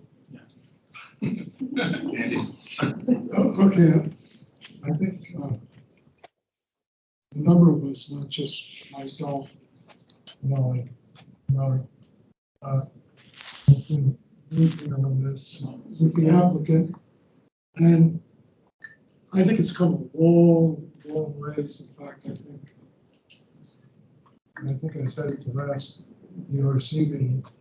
I think this potentially is one of the best buildings on Columbia Pike. I think it's really come a long ways towards being sympathetic to the structure at the bottom of the modern streamline. And the bus station, if you will, bus stop and recess seems to be a natural thing that we recommended from the start, and it's finally come back. We asked also the original facades stay at the same lines rather than being set back from either Columbia Pike or Walter Reed. And we've come a long ways on that, and we don't have a bus shelter competing with the structure on the ground floor, which you can see in the upper left picture. That I think that besides HLRB and DRC, the county has worked, particularly transportation, whatever, a good deal on this, and given a fair amount, and giving up the bus station, and along with the idea of recess, and that is a major thing, and they've kept moving. They were also came to the conclusion to keep moving at the original property lines. So I think this is really a real good example of what it's taken a lot to sometimes bang our heads on the table or whatever. But I think the building that the proposal is really a compliment to the historic building and respectful of it. I think the removal option on the curve on the upper left is more like the historic building. I think we could say it's equally almost like good, but I prefer the window treatment on the curve on the upper left. But I think this is a really good job. I would not be surprised if this building could be potentially recommended for architectural achievement. I think this is really a really nice building at this point, and a really good example of what can be done respecting the historic fabric and historic designations coming up with something. It's the corner of the stores. As the new guy, I just want to compliment everybody that's been involved. Watching the evolution of this project as completely fresh eyes, it's really gone from quite a bulky and kind of pushed its way into a design. That one down on the lower left is really quite elegant. It looks like a building that if they could have, they would have built in 1935. I like that window pattern on the lower one because I think it's much more in keeping with what would have been done in the 30s. If you look at buildings that were built in the 30s and early 40s, they have those very similar small windows. But again, it's not my call. I mean, they're both beautiful, but that really turned out to be a lovely and the elegant solution of moving the bus stop inside the building is just brilliant. And you'll end up with a building that really, I mean, that's always, those two buildings across from each other have always kind of defined Columbia Pike, the old theater and that building. And I think this will add to that definition without detracting in any way. A little concerned about the building that'll be next to it, but that's not our business today. The one behind it that shows up there looks like it sort of needs to be redesigned to go with the fancy building. But it really, everybody deserves a lot of compliments, the committee in particular and the architects and the builders, because you've really come up with what looks like an elegant solution to what's needed there. And it will be a beautiful building. Mr. Davis, Dick would like to say something. Yeah, please go ahead. Yeah, I'm at the risk of being duplicative. I'm just going to say that this is one of those projects that's just gotten better and better and better every time we see it. And I really like that lower right rendering of it. And I hope that's what we wind up going with. And, I really want to express my appreciation for the architects and everyone associated with the project for working with us on it, because it really does, I think now, really well reflect the original art modern building and streamlined modern building. And the crazy idea that Arlington County threw out there to move the building by 4 feet to accommodate a bus shelter was the dumbest idea I think we've ever had to deal with around the table. And I'm glad that you were able to deal with that successfully. So thank you. Good job. Yeah, I agree. As a Columbia Pike resident, this is definitely one of those live in buildings and drive past it all the time. And I think what you come up with is just perfect in terms of what it could represent. Just not trying to sound duplicative, but it just really is an amazing building. I do have one question. Is the railing that's shown in this lower picture, like an addition? The rail, Be considered? yeah, thank you for bringing that up. That was something that was talked about during the DRC meeting. It is a railing that is needed for that to be compliant for safety reasons. And we kind of went over some possibilities, and the DRC felt that the kind of metal railing appearance is appropriate, as opposed to something else like maybe just safety glass. You're talking about on the setback space. Yeah. Yes. Is that setback space wide enough to be used for a restaurant or? 4 feet, they said. Not so much as for a restaurant, but Only 4 feet. I believe there's balconies that face some of this, Okay. Sarah? Is that That's right? correct. That's correct. Yes. Okay, there's a little 4-foot balcony for people. Well, it's 4 feet from the new construction, and there is space where people can go out into that area. Oh, actually, I'm gonna just slightly correct it. The Thanks. levels 3 through 7 are stepped back 3 feet on Columbia Pike and 4 feet on Walter Reed. And yes, there would be space for some outdoor balcony areas. And yes, that railing is a safety requirement.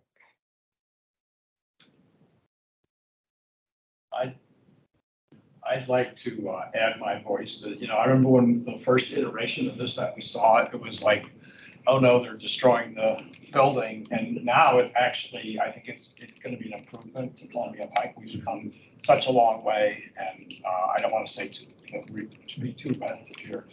I'm not sure that I agree with the fenestration issue. I'd actually like to see, I think the lower right looks a little bit too waffly and sort of calls too much attention to itself, but I'm not really sure about that. I'd sort of like to see it with the other fenestration there side by side. They haven't done the, without the cornice and stuff like that. But, and I just, to me, this building should sort of step back and let the other building define the corner, and I'm just afraid with that awfully window pattern, it makes call too much attention to itself. But I'd be willing to decide otherwise if I saw them side by side with the same. I really don't know, but I think it would be worthwhile looking at both of them. I think it may also be because the lighting that was rendered onto this one on the bottom right is much more reflective than it is on the top left. And so all the windows are reflecting back out, which makes them glow a lot more, which is understandably why you would see that like waffle pattern, I think. And so I wonder if it were rendered without like bright light reflecting, it might look different. Yeah. That's why I just think we should see them side by side rather than decide after we see that. And I think the applicant said that they'd like us to approve either one and let them make the decision. So I might be willing to go with that depending on, what we see once they come up with the design. Show us the design.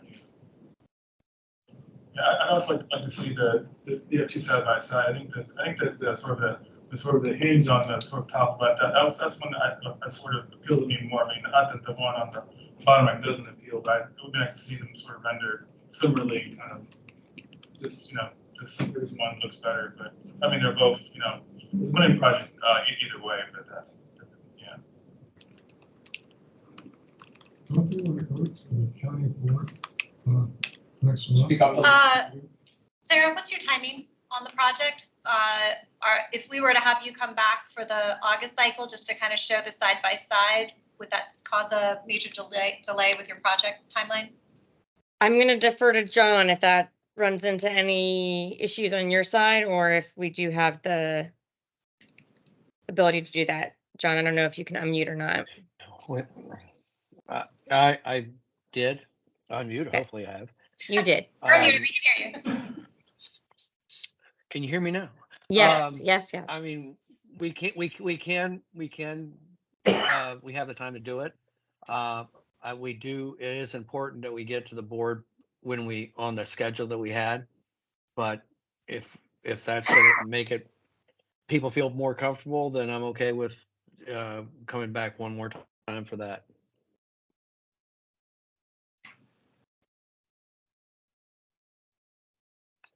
So if that were the case. I mean, Go ahead. Well, tonight, sorry, I go mean, ahead. I think the building will be beautiful with either of these sets of windows. The only reason why the upper left, we like the upper left was to give it more light in the residential units.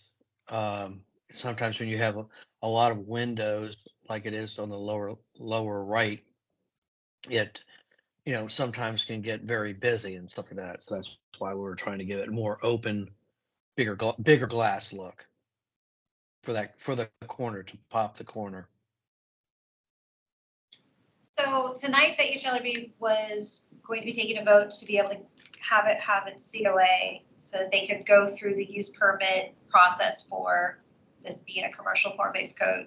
I'm Sarah, you're probably going to say it so much better than me, but we did have to take a vote. But if you would like to see a comparison side by side, we could ask them to come back.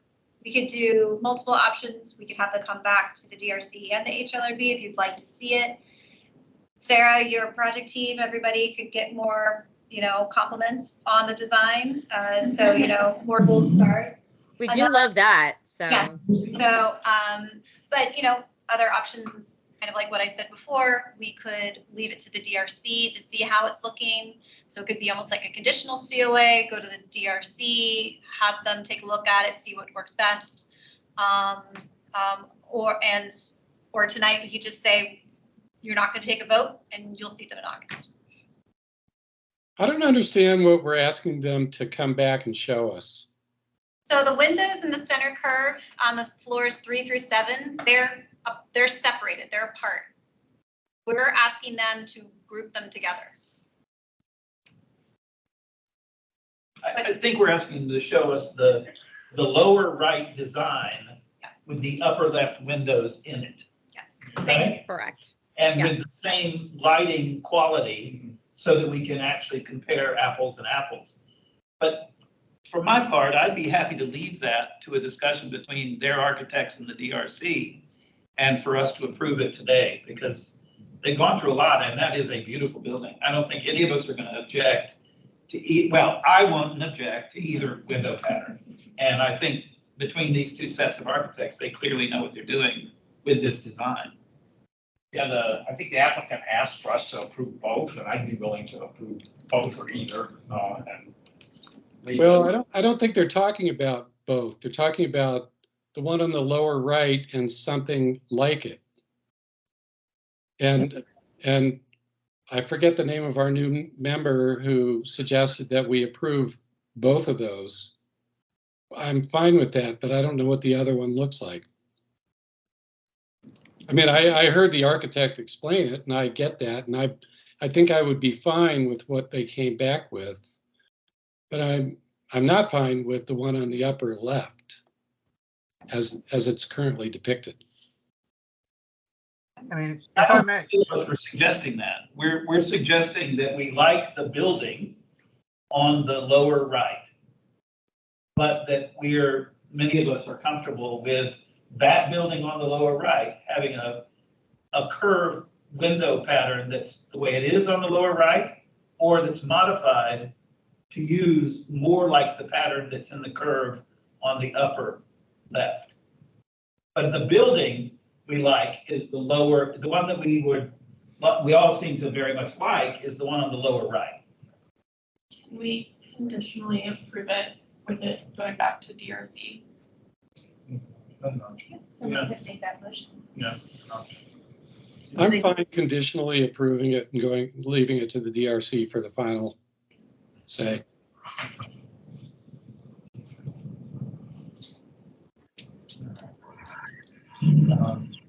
All right, well, let's see.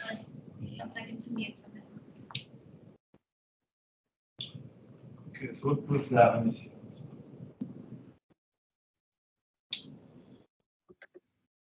So I'll get the motion if I can do it. I move that the HLRB approve COA 22-22 proposed design for redevelop. I move that HLRB conditionally approve COA 22-22, proposed design for redevelopment project at Elkins Building, pending, Subject to approval of the DRC. so it's subject to approval of the DRC.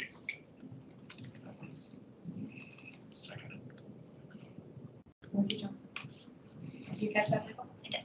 Okay. Let's call the roll. Okay. Mr. Aiken? Yes. Mr. Davis? Yes. Ms. Ham? Yes. Mr. Hanley? Yes. Mr. Laporte? Yes. Ms. Meyer? Yes. Ms. Myers? Yes. Mr. Winchell? Yes. And Mr. Lidger? Yes. That was unanimous. All right. Thank you. Thank you, everyone. Appreciate it. Thank you. Thank you all.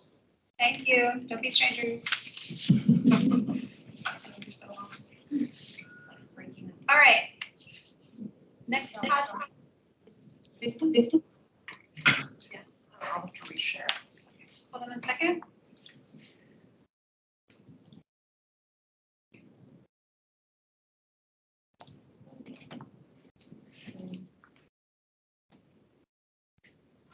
Okay, so now we're going to talk about the Riesland. Would the applicants like to come up to the table? If there's enough chairs, if you all would like to join the team, you all are here. Yeah, I think something left space for one of us. We're all friends. We can Get cozy. Sorry. Jerry, can you move down a little?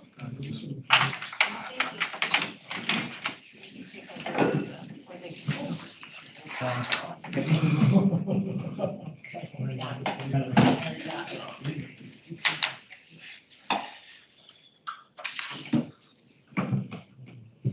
So everyone, I'm just going to bear with me. I'm going to summarize my staff report. I've been able to get it so it's less pages each time.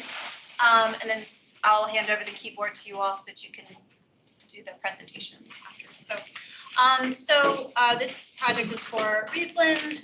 The historic Reeves farmhouse was constructed in circa 1900 and is located in the Boulevard Manor neighborhood.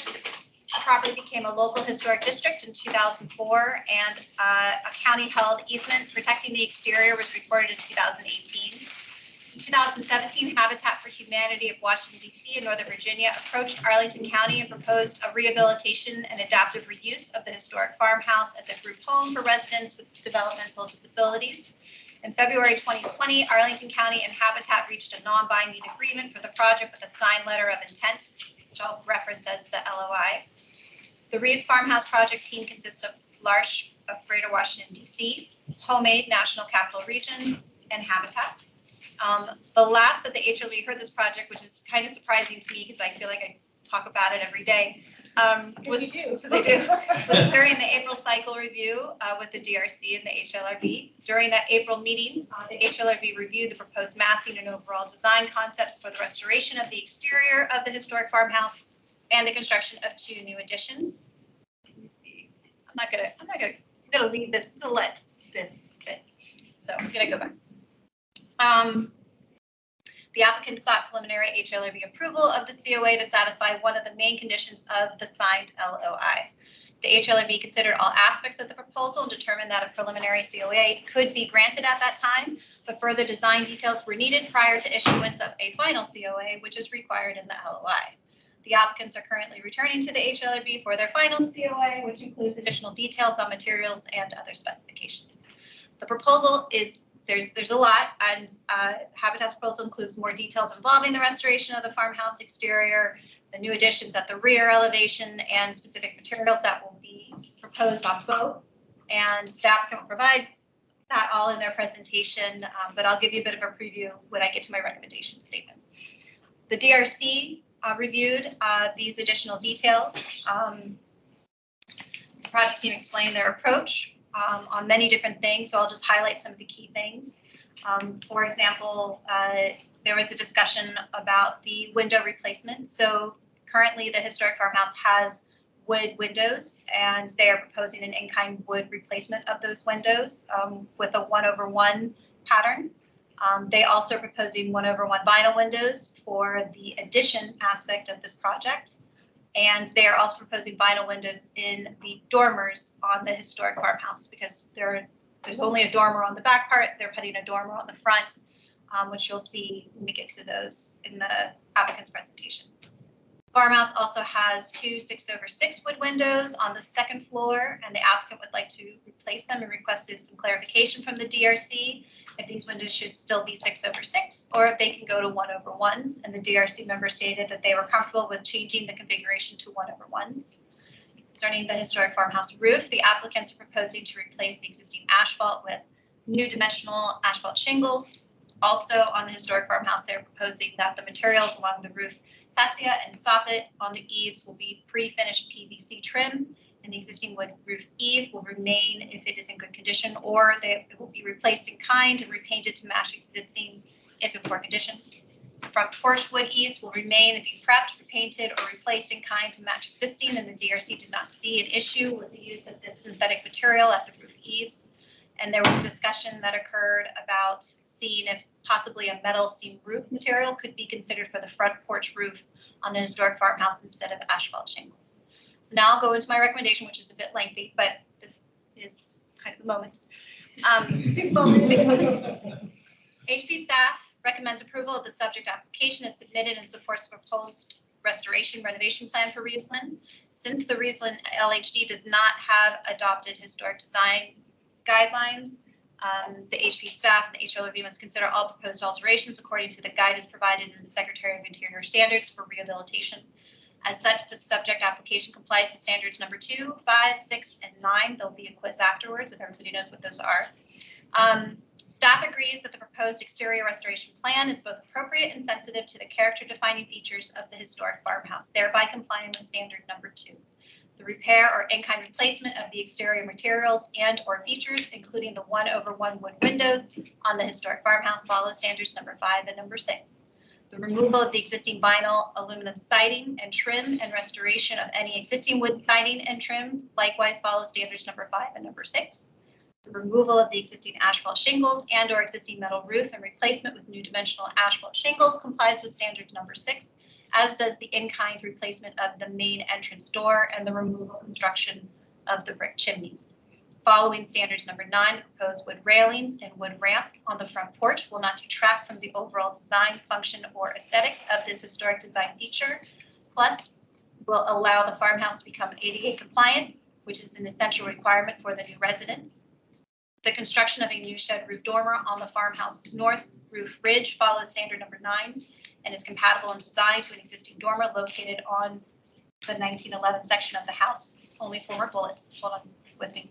The installation of the vinyl fixed windows and the new dormers will distinguish between the historic and the new construction and will not detract from the overall design, function, or aesthetics of the historic farmhouse. Proposed 1 and 2 story windows will not detract from the scale or massing of the historic farmhouse as their designs are compatible with the existing vernacular architecture. Proposed use of synthetic materials on the additions is compatible to the overall design and character-defining features and materials on the historic farmhouse, as well as helps distinguish the historic and new construction, thereby meeting standard number 9. And lastly, the proposal does not conflict with the intent guidance of the recorded county-held exterior preservation easement. The final COA is issued. Staff will seek additional approvals from the county manager as per the easement process for these major modifications. Thank you for letting me get through that. And now I will turn it over to the applicant to provide a presentation. Thanks. I'm Mike Spots with Habitat DC Nova. I'll be brief because I'm sure you want to see the design, but just want to sort of acknowledge our partners in the room. Scott Matties from Heinz Associates, our architect, has been working through everything. Luke Smith with Larsh, Greater Washington, D.C. I'll talk more about Larsh just briefly in a second, but I also want to acknowledge Homemade of the National Capital Region, who is in many ways making this project possible by bringing their contractor partners to this project that'll bring the expertise and skill that's necessary to do such a sensitive rehabilitation project, given the importance of the property and the condition of the property. I want to just mention that I always like to emphasize the use case for this. That yes, this is about historic preservation, but it's also about the people that are going to be living in the home when the project is complete. Larsh provides homes and supportive services for adults with intellectual disabilities when they're living caregivers that live as a family and they refer to the adults with intellectual disabilities as core members. So the large staff and the core members live together as a family, as neighbors. They have existing homes in Arlington that really, it's really, and I think Luke has referred to it as it's a family. It's a different type of family, but it is still a family. So, you know, one of the things that we like to keep in mind as we talk about some of the design decisions that are made is that we're keeping these this use case in mind, that the property, we want it to stand in perpetuity, or as long as the building can reasonably, any building can reasonably stand, but we also want it to be a home for the people that are going to live there for equally as long. So I want to thank the team, the project team, but also county staff that has worked tirelessly with us on this project to make sure that we are conforming with both the intent, with the letter of law and the spirit of the historic preservation easement.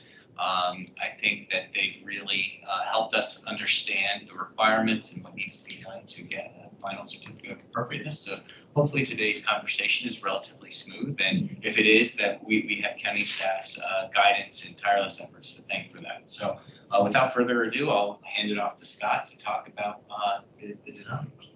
I want to associate with Mike. Appreciation for Mike. County staff, Cynthia and Warren have been really very helpful, and proactive and great to work with. Should be able to do the arrows. Move back and forth. Is there a zooming function on this? Now you're asking something specific. You can try. You can zoom, you just have to go out of full screen view and then, yes. And now we will give you the maps. Now you get full control. Our own banana white. Okay, so I also don't have a lot to say. I think that was a great report. And what I do want to do is figure out the mouse first.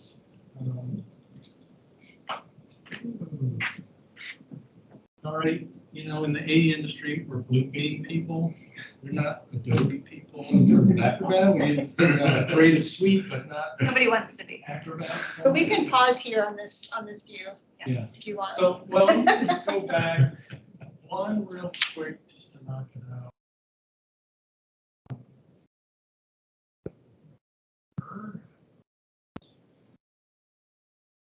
So I did a couple things I do want to highlight the changes. So last time when we got the concept approval from the body, there have been a few changes. Nothing in the building design has changed. I'll highlight the minor modifications in terms of materiality.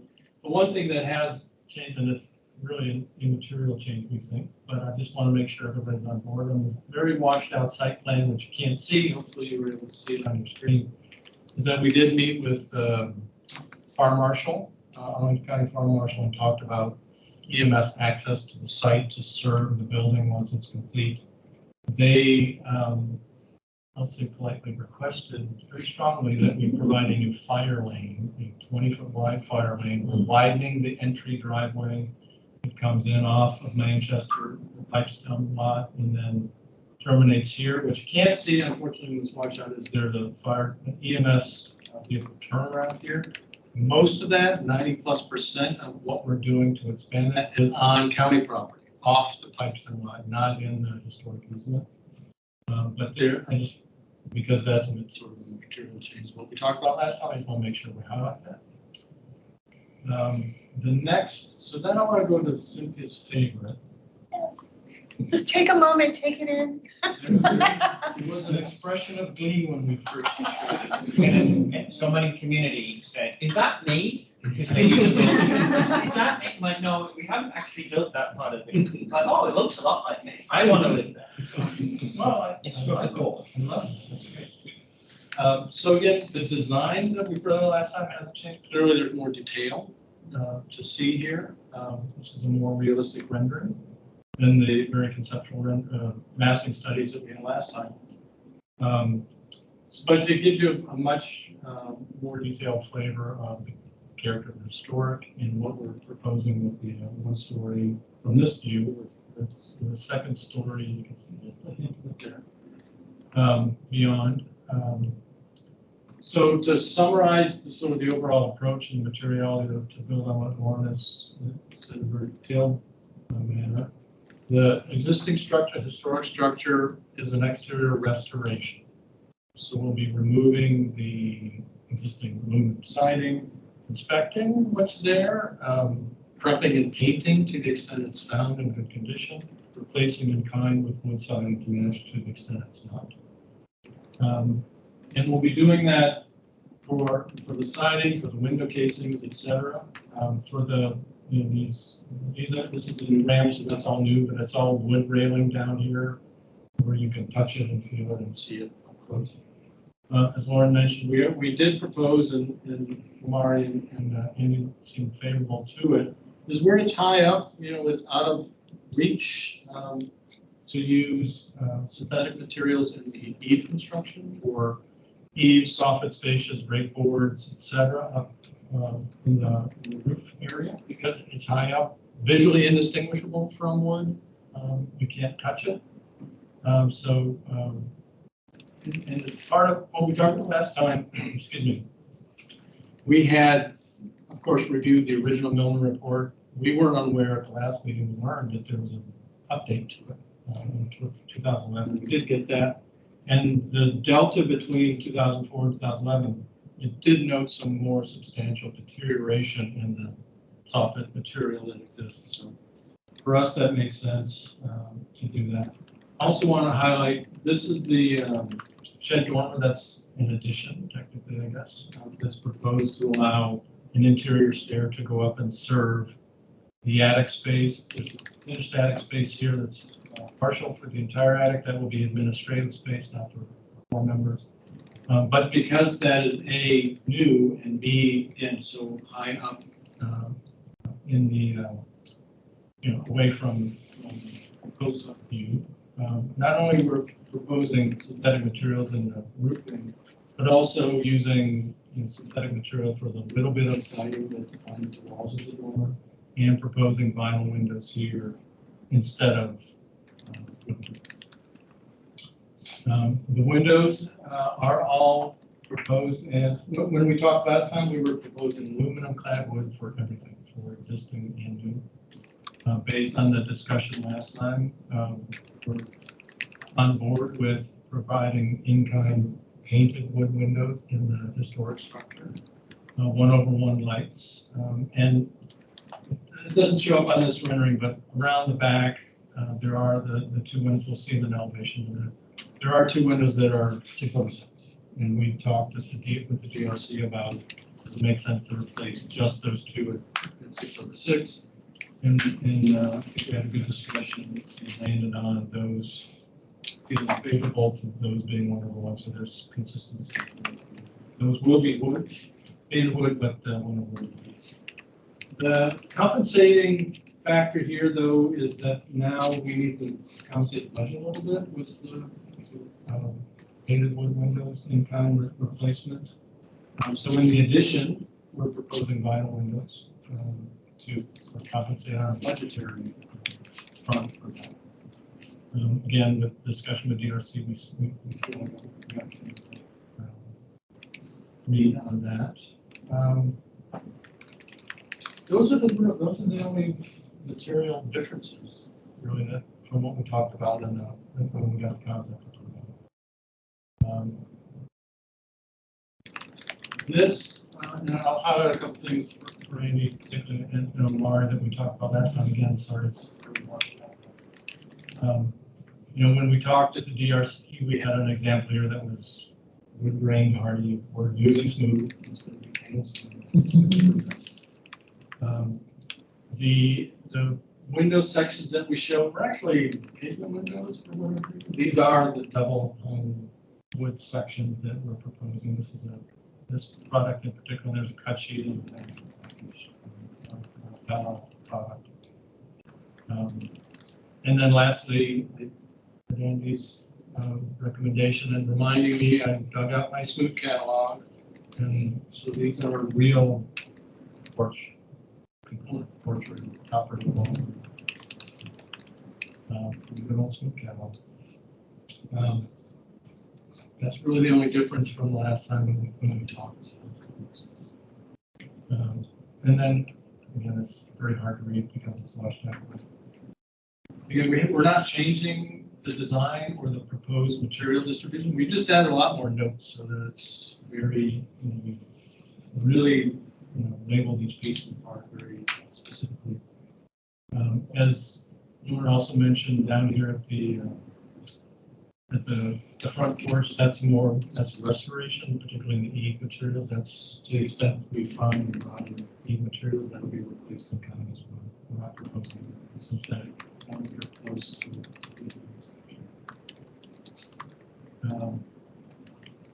I'm not sure I have anything more to say. I'm happy to answer any questions.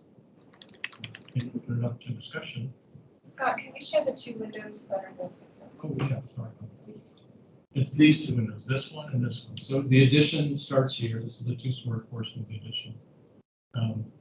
These are the two windows that are today 6/6. I'm not sure we know that they're original windows.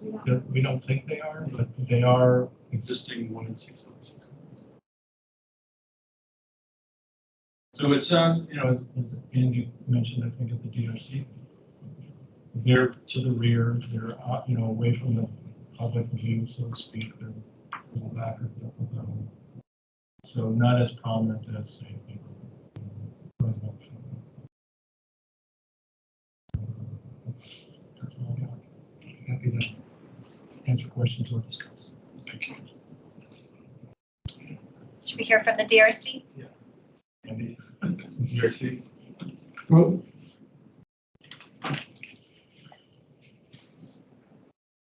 I actually first got into this building in 2003 when I was working with the John Billman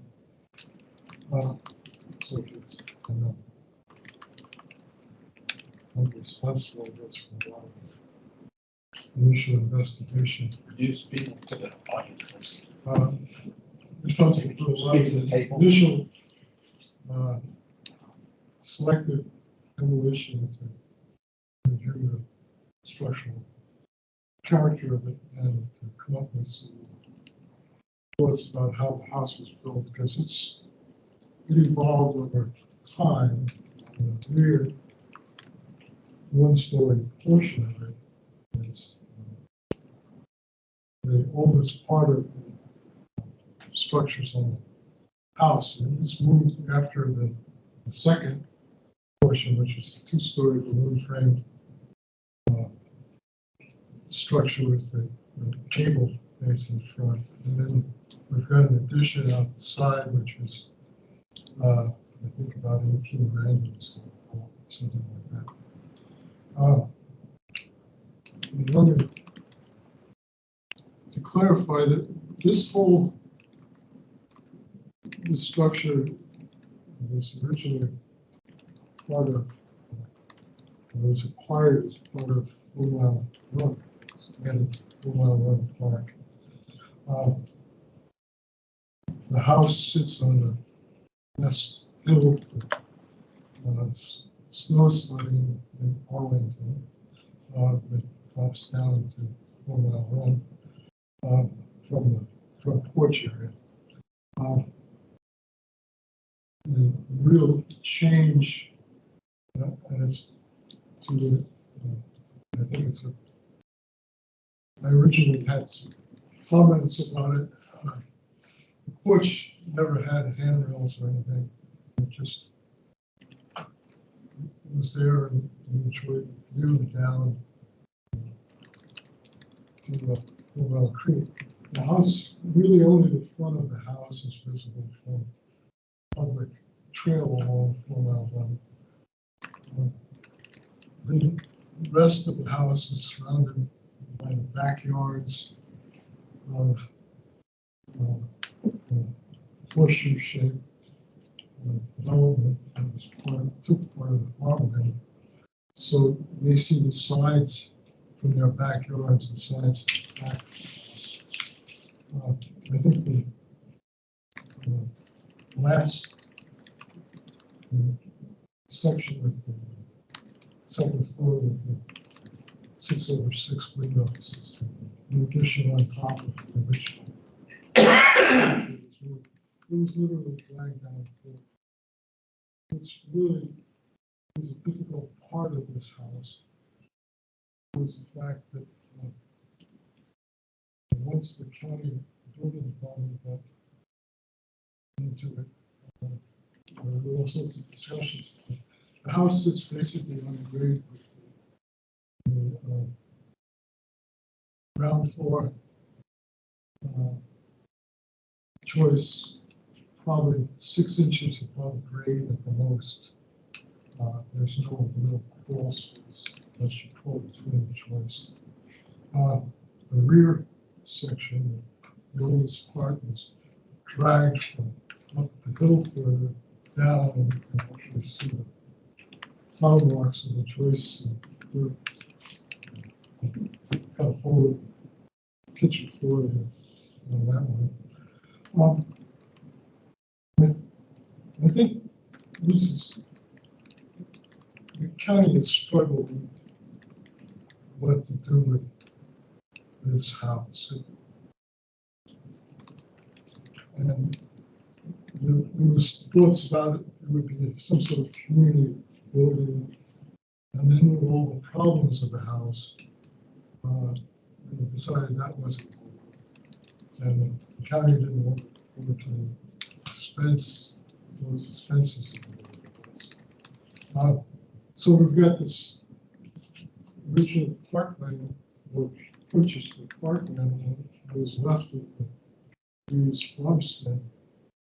The barn's gone, the milk sheds tilted and braced, safety hazard. But some sort of community use was, I think, that a lot of people had in mind, and I think this particular use that's been proposed now is really the best kind of use, I think, for this house. A lot more people will get to appreciate it. It will be expanded, and the public will still have a really good view, if you will, from 4 Mile Run, which is really the front facade. And basically see the front porch, cable front, and that extension with the cable to the side. But the rest of this is really, I think, forms a real nice communal thing set within a park, or an extension of the park. So I think it's a kind of unique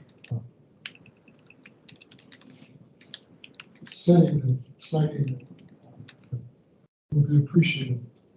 And I think it's good use for the old farmstead. It has had problems and deterioration over a number of years. Just hoping to save some of the interior finishes. There's a boys' bedroom that's We're already talking about the wallpaper. Yeah. Some pictures of some of the stuff. The girls' bedroom is various pink things. I can't remember. Anyway, there's a lot of family history still left in the house. Use of some of that would be good. I also think that we're proposing to perhaps take the first floor out and make it basically the first floor and the choice out, and you're going to run your heating system elsewhere, so we're not going to have to. At one point, the county proposed to jack the house up to get a crawl space underneath there, so that you can do conventional HVAC ductwork, and that would have been a real disaster for the house. So I think this proposal is really good. I think that most of the trim is high up on the second floor. And I think they've done a really good job. And I think given the people who live here, the handrail on the porch is good. Thank you. Issues up before the board. Any other comments or questions or applicants?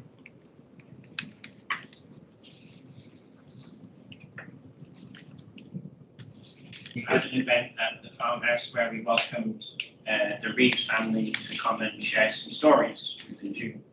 And one of the daughters of the Reeves farmhouse, of Mr. and Mrs. Reeves, shared that when her dad died, when the house was passed along, he reminded her that it's just a home. The people who live in it make it. People who live in it, it's just a house, and the people who live in it make a home.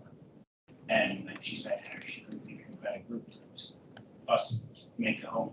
And then someone said, but it belongs to all of us. And I just want to echo that in terms of it being a community resource. It really does belong to the county. We get to live in it. And part of our whole approach is to create a space for income, to create a space for people with intellectual disabilities who are often not seen in our neighborhoods and our communities, to have the opportunities to welcome people into their homes as communities. And so whenever as soon as we get this, it will be a resource. And I can speak on behalf of the community. I'm really, really excited to invite each one of you. Who are those people you're meeting with tomorrow? Well, we get to invite them to dinner, so please invite them. It's humanly possible. So I actually think this is a much better use than as a community center. I mean, it is a home and it maintains it as a home. And I think it's really actually a brilliant repurposing of a building that was very likely to get torn down 5 or 10 years ago. It sounded like when you were following what the county was saying. I have a question though. I come from a dairy family, and I think the fact that it's a dairy would be a nice thing to figure out what you've got left. Is the milk barn beyond rescue as being something like it could be a recreation facility for the people who live in the house? The milk house, the milk shed. Yeah, thank you. It's not a barn, right? Oh, it's not a milking barn. No. Oh, okay. No, but it is the last remaining outbuilding. Yeah. Affiliated. What's it made of? with the dairy farm. It's frame. Oh, so it's old. It's old. It's had quite a bit of structural support over the years. Well, I heard it's propped up. It's been a bone of contention for this board for a while. Okay, but I'm sorry. It's owned by the county. It is also a nesting area for turkey vultures at the moment. Well, that's very important. Every time I go by, I Say look that. up at the milk shed and there's Well, I heard you guys the county should deed this over to the home. We haven't figured out a plan yet. So I'll say that, yeah, the milk shed is not part of our scope. It's not part of I the know. parcel that will be conveyed to us. The sort of, that one element of the fire lane and the fire truck turnaround that we have to build, that kind of creates that, I know the original vision, not all of which was our project, but the original vision included the restoration of the milk shed and then a walking path to the milk shed. Well, you'll get pretty much a walking path via the fire lane now. But we currently are not touching milk sheds right now. Right, I would mention that there's like a massive concrete barrel inside of it for containing the milk, so it's not, you can't go in it. It's one of the reasons that it's failing, and so it's not usable right now. It would. Oh, I didn't assume it was usable. It's a conversation for another day. Right.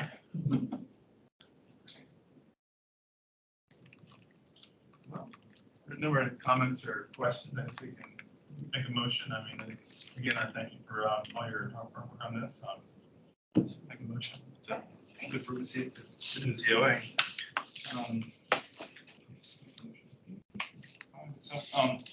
I move that the HALRB approve COA 23-16 for design for rehabilitation and rehabilitation additions at Reeveland Farmhouse in Reeveland Historical District. Second. Please call the roll. All right, there's a big moment, everyone. Mr. Aiken, Yes. Mr. Davis, Yes. Ms. Ham, Yes. Mr. Hanley, Yes. Mr. Laporte. Yes, I thought this day would never come. You and me both. Ms. Meyer, Yes. Ms. Myers, Yes. Mr. Winchell, Yes. and Mr. Woodville. I think is no longer on the call. Yeah. Okay. So it is unanimous. Thank you very much. Thank you. May I say one thing, Mr. Chair, before Please. everyone leaves? So I echo what Mr. Laporte said about thinking this day would never come. This is a project that I've been working on pretty much my entire career here with the county. And when I came back from maternity leave 18 plus years ago, this became a local historic district. So we've been working on it at the staff level for that long. And I want to say too that I really appreciate working with this wonderful team. I think it really epitomizes what we can do as a county government with local willing partners. So thank you for all of your dedication to this. And I really think this project is a perfect manifestation of what we can do that's creative, that's collaborative, and I think it really will be a role model example of projects for decades to come. So this is a great moment. I'm sorry I had to say it. You should be proud to say it. I want to reiterate how great county staff has been. We are engaging probably, and this is probably a slight exaggeration, but approximately 25 county departments. No, you're right. It feels like it. And, I actually, in my prior role, I was studying, my role was as a researcher who looked at best practices in housing development, local government practices, support affordable housing. And this is, I'm not just sucking up to the county when I say that this has been a case study in interdepartmental coordination and moving difficult projects forward. So I want to thank county staff who've been a pleasure to work with. And we are going to be working a lot more with you moving forward. It's not over yet, and we're And a looking special forward. shout out to Lauren for Yes. making Yeah. all that interdepartmental magic happen, Yes. because it's been very, very challenging. Yes, and we look forward to as this project moves forward, we'll be sharing various milestones, groundbreakings, ribbon cuttings, etc. We'll be offering volunteer opportunities. Volunteer opportunities, donation opportunities. Yeah, there are definitely donation opportunities. Volunteer opportunities are to be determined because of some of the structural elements, and it's all about health and safety as far as that's concerned. But we're thinking through the possibilities there, and we will certainly be keeping you posted. Yes. So thank you. Great. Bravo. Thank you very much.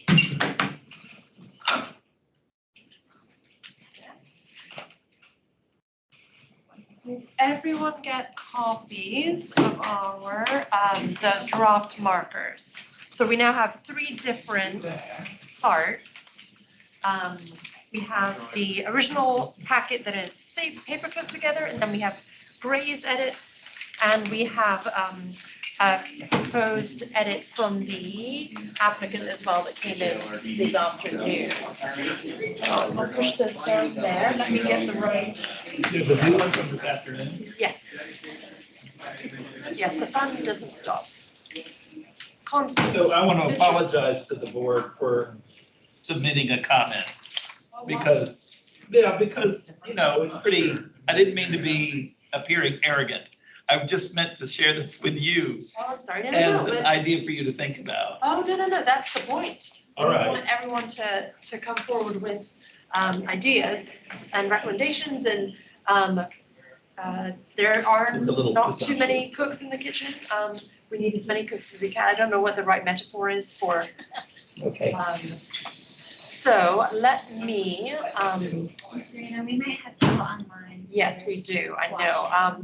So I just wanted to do a small introduction and then invite our applicant to speak. So this was presented to us by the trustees of the Mount Olive Baptist Church. They had their 150th anniversary this year, which is really exciting. And they have really a super interesting story, and they have moved mountains to get to this moment. And we're really excited to be able to present a little bit of their history and make sure that people who are walking by the site know how much it has contributed to Arlington and how it's connected to the rest of Arlington's history. So Ms. Dangerfield, would you like to add a few words? Good evening, everyone. First thing, if I could just point out a small minor detail on the page that says Staff Draft 1, in parentheses, you mentioned Mount Salvation. We're Mount Olive. Well, I think I was talking about the Mount Salvation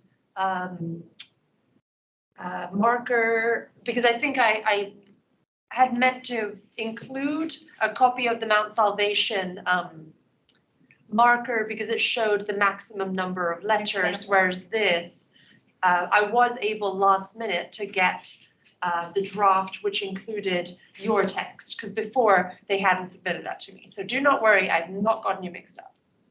Okay, thank you. Good evening, everyone. I'm Yvonne Dangerfield, and with me tonight is Linda Briggs, also from Mount Olive Baptist Church. Thank you for being here so late this evening to hear our request. I believe you've just been handed a last draft that we revised again after the staff had made some changes. There were a few things, and mind you, Mount Olive is our church family, and so it's very personal to us. And so there were a few things that were still very important to us that we wanted to have reflected. And one of the things was the Old Bell Church. And that was the original church in Freedman's Village where we originated from. Many of you may be familiar with Mount Zion Baptist Church in the Green Valley area. Both of our churches came from the Old Bell Church in Freedman's Village. And on Mount Zion's marker, I believe it also acknowledges the Old Bell Church. So that was something that is very important to us that we very much would like to see included because it's like maintaining our original story.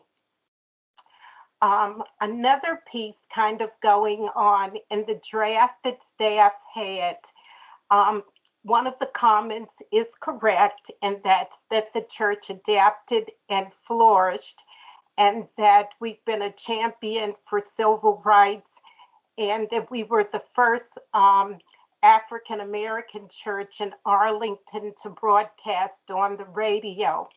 That is true, but that was kind of something that we thought were just kind of small details. I'm in education, and we always talk about the big picture. And so going down to where it talks about the line that's third from the bottom that says serves as a hub for the church's commitment to its Christian mission.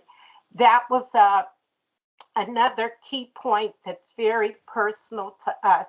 When the draft was done, the word Christian was left off, but we're a Christian church, and so for us, that is really an important, almost non-negotiable for us in terms of describing our legacy. And we love the part that you had celebrated with us the 150 years, but the way it's written, if someone were to read it 5 years from now, it almost sounds like our work was concluded at the end of 150 years, and our work is not done, it is continuing. And so we'd like to suggest that the 150 years be acknowledged, but that it be captured in that last statement that says erected in 2023 by Arlington County for the church's 150th anniversary. And the only other thing, and I want to go back with that because I was talking with Ms. Bollinger about the difference in the dates, and I tried to call Pastor to see if I had made a mistake with something. And so the 1893 is something that I would like to get back to you on after doing some research, just to kind of verify. When we talk about the church renaming itself, that is true. And a new church was erected in 1893, but I want to verify the year that the church was actually renamed. And so that was a quick summation, given that it's after 9 o'clock. I'll be happy to answer any questions that you have that I can answer. Thank you. And yes, so I did edit that text on the image you see on the screen, but in the text she had written in 1874, the church was renamed Mount Olive Baptist Church and the land was acquired in 1893, but we believe it may have happened at a different date. So she's going to confirm that since that I had 1893 in my research, and she's just going to make sure. Did anyone, other members of your congregation want to speak? Linda's here. I told her she would not have to say anything. I don't know if there's anything she'd like to add.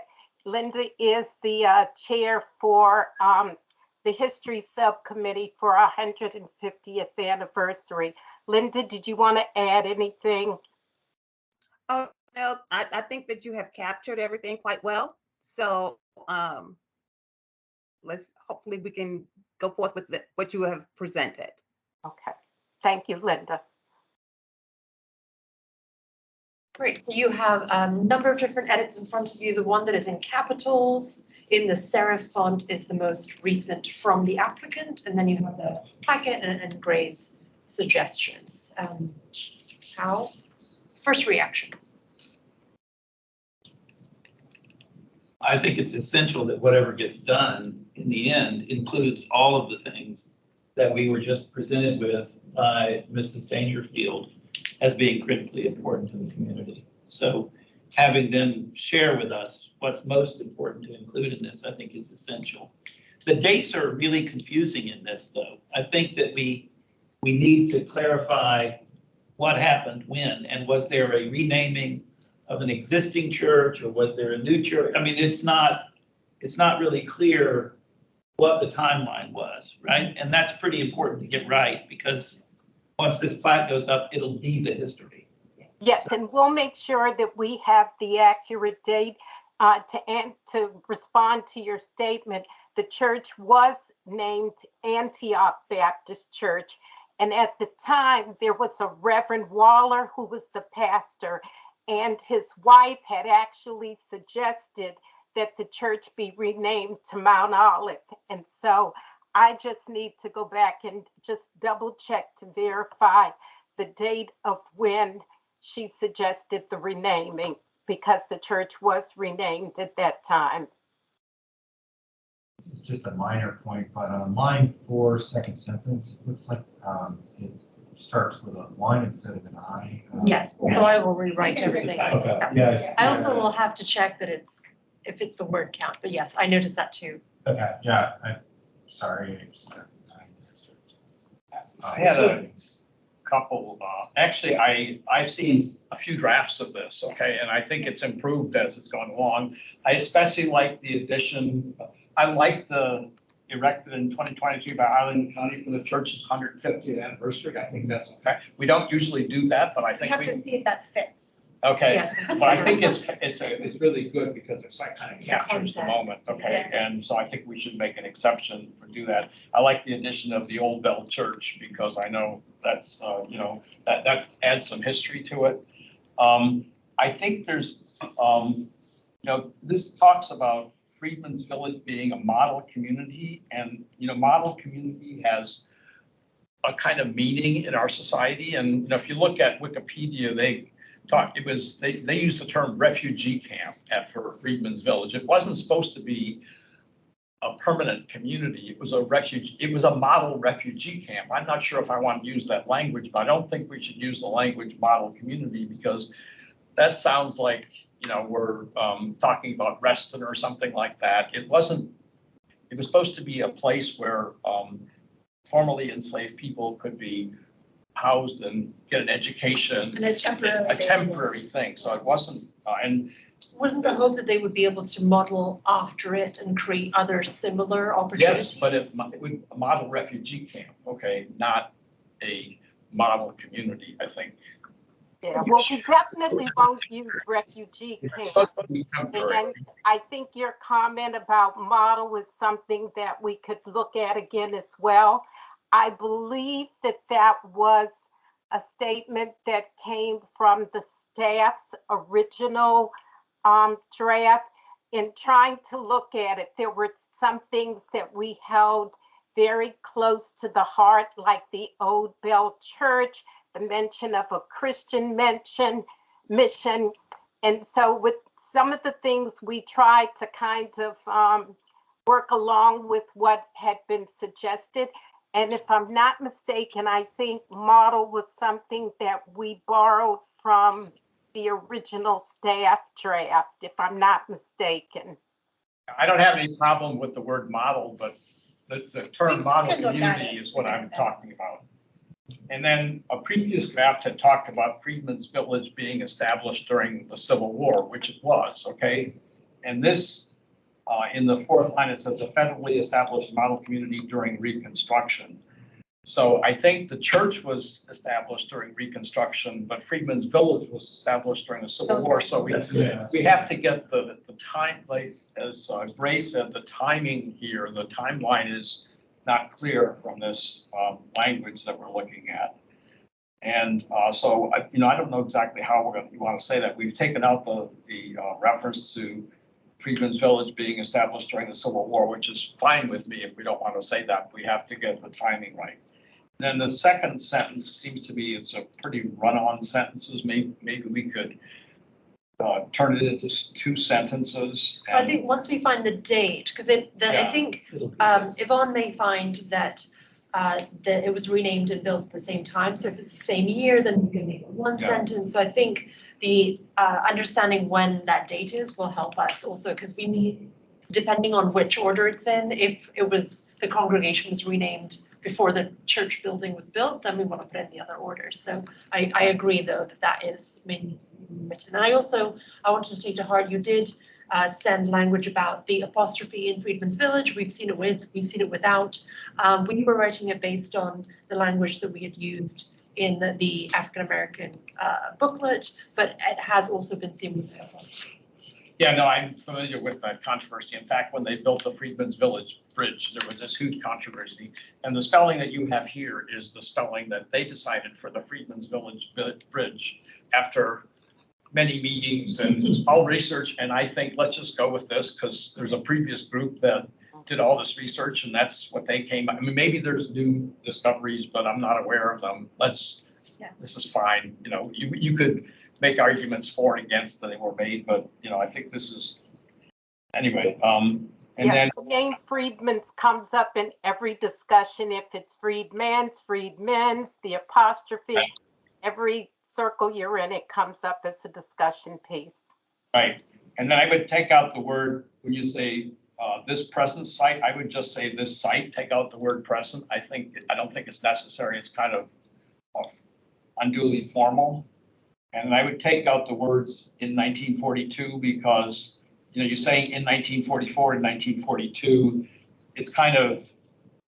it's reverse chronological order. So if you want to say 1944, I think that's fine, but just the drop 19 is not important when one of them is important, but both of them aren't. It's just confusing, I think.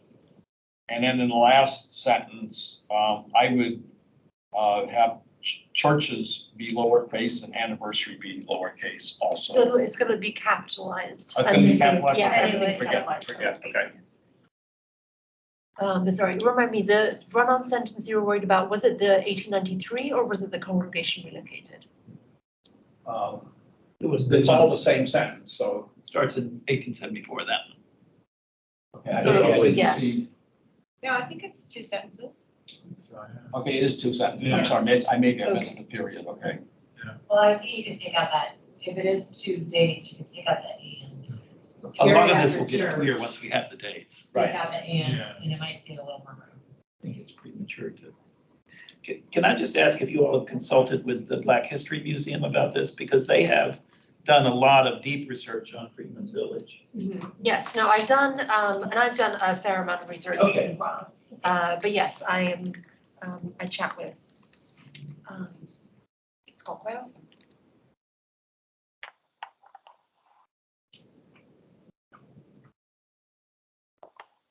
But yes, I wanted to say, I like the addition also of the Old Bell Church. I hadn't included it at first because I thought Old Bell Church, Antioch Church, Mount Olive, I thought Mount Olive was the most important part, but since reviewing the Mount Zion marker, I do like that it connects those churches. I think it connects the congregations through time, across space, which I really enjoy.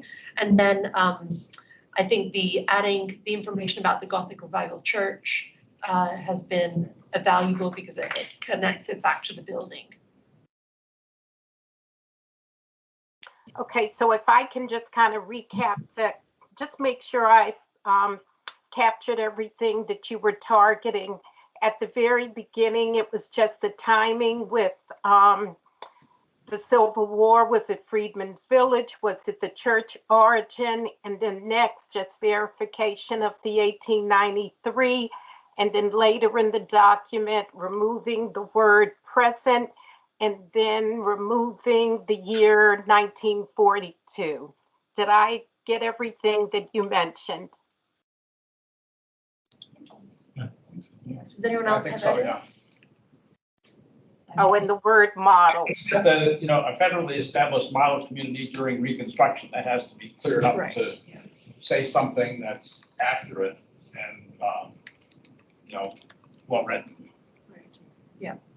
I know Carmel is also on the committee. Carmel, I know you looked at this marker. She had to drop out. Oh, she had to drop out. Oh, never mind. Okay.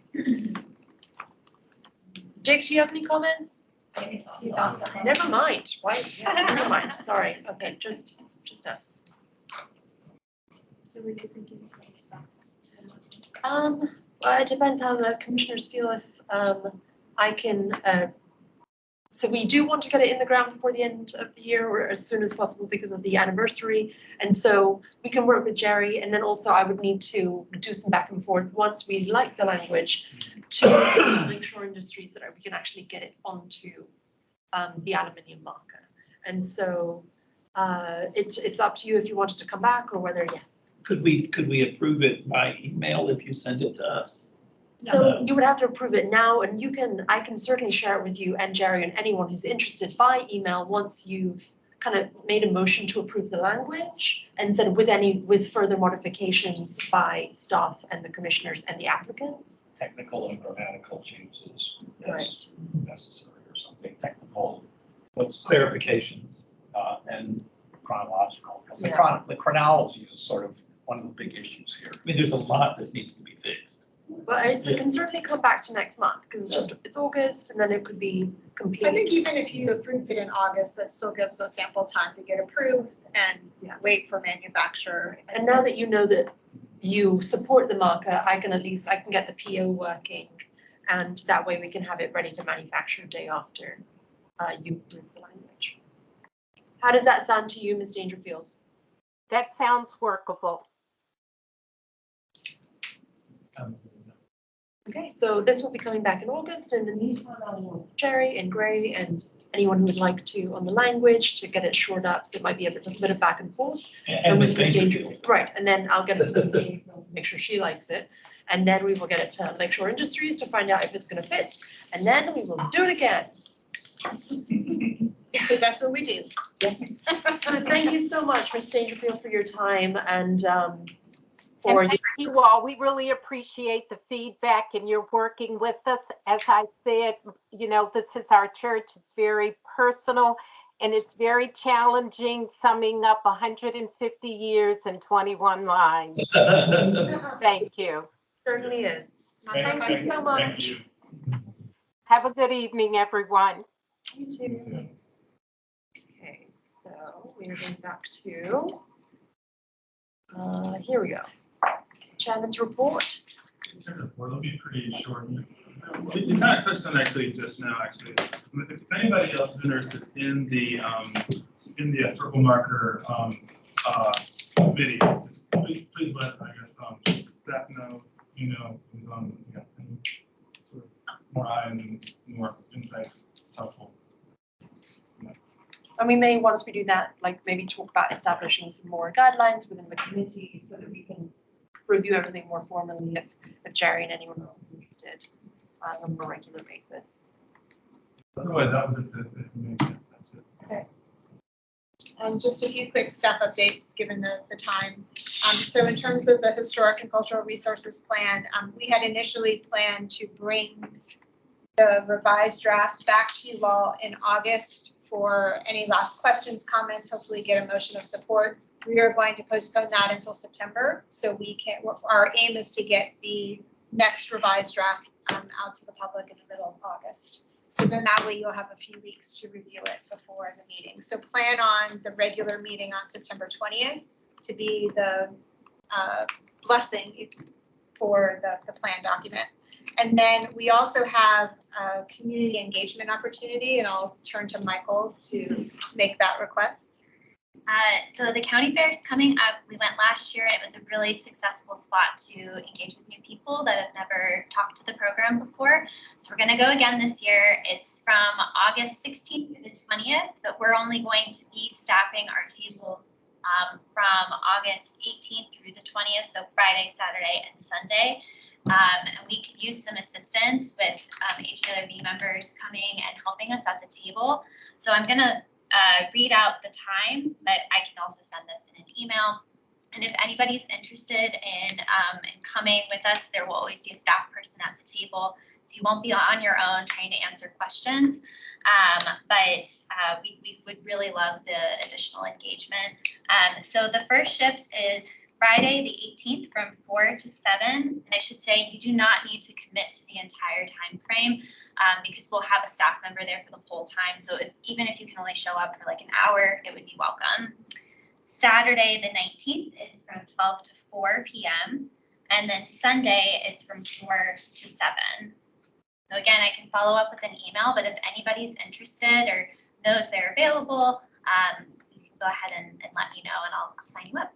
And even if you aren't available or don't sign up, but you do come in those times, come and say hi. Even if you're embarrassed that you didn't agree to volunteer, we're fine. We might hide otherwise. I don't know. I might see a shifty character wandering around with, like, their hood up. So I'm like, oh, that looks like a member of the HLRB. You have to go in costume. You do now. Okay, thank you, Michael. And then the last thing I will mention is I know there was some interest, and Jerry, you had talked about this a few times, the Wakefield Manor site plan. And so Lauren has been working with the applicant team and the staff planner, and they're planning to make a presentation to the HLRB in August. So we will have a brief presentation on that project for you next month. Okay.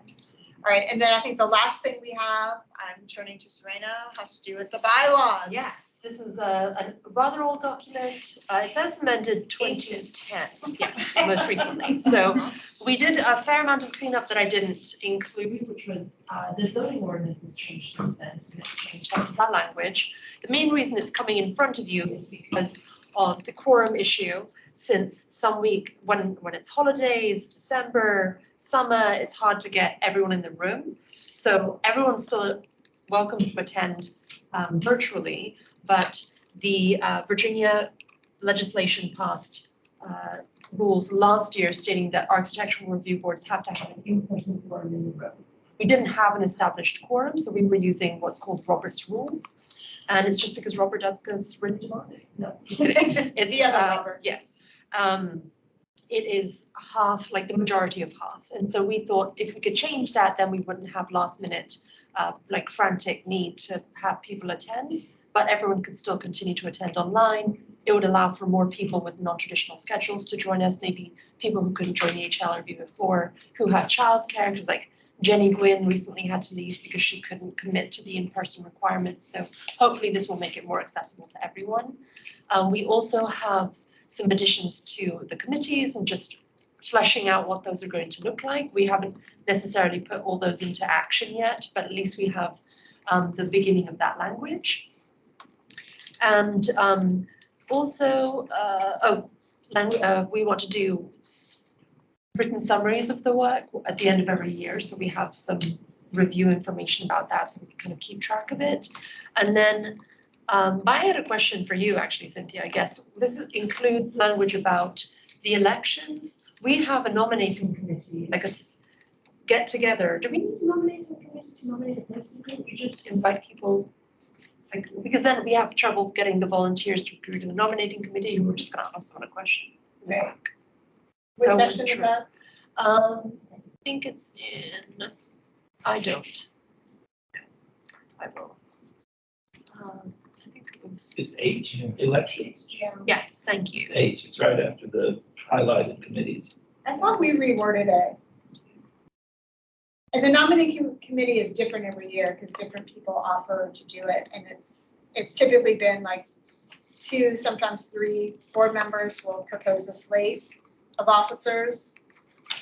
And then the purpose of that committee is to present that slate at the December meeting, and then the commission votes on the leadership for the next year. Is it necessary to have that nominating committee, do you think? Or do you think people could just?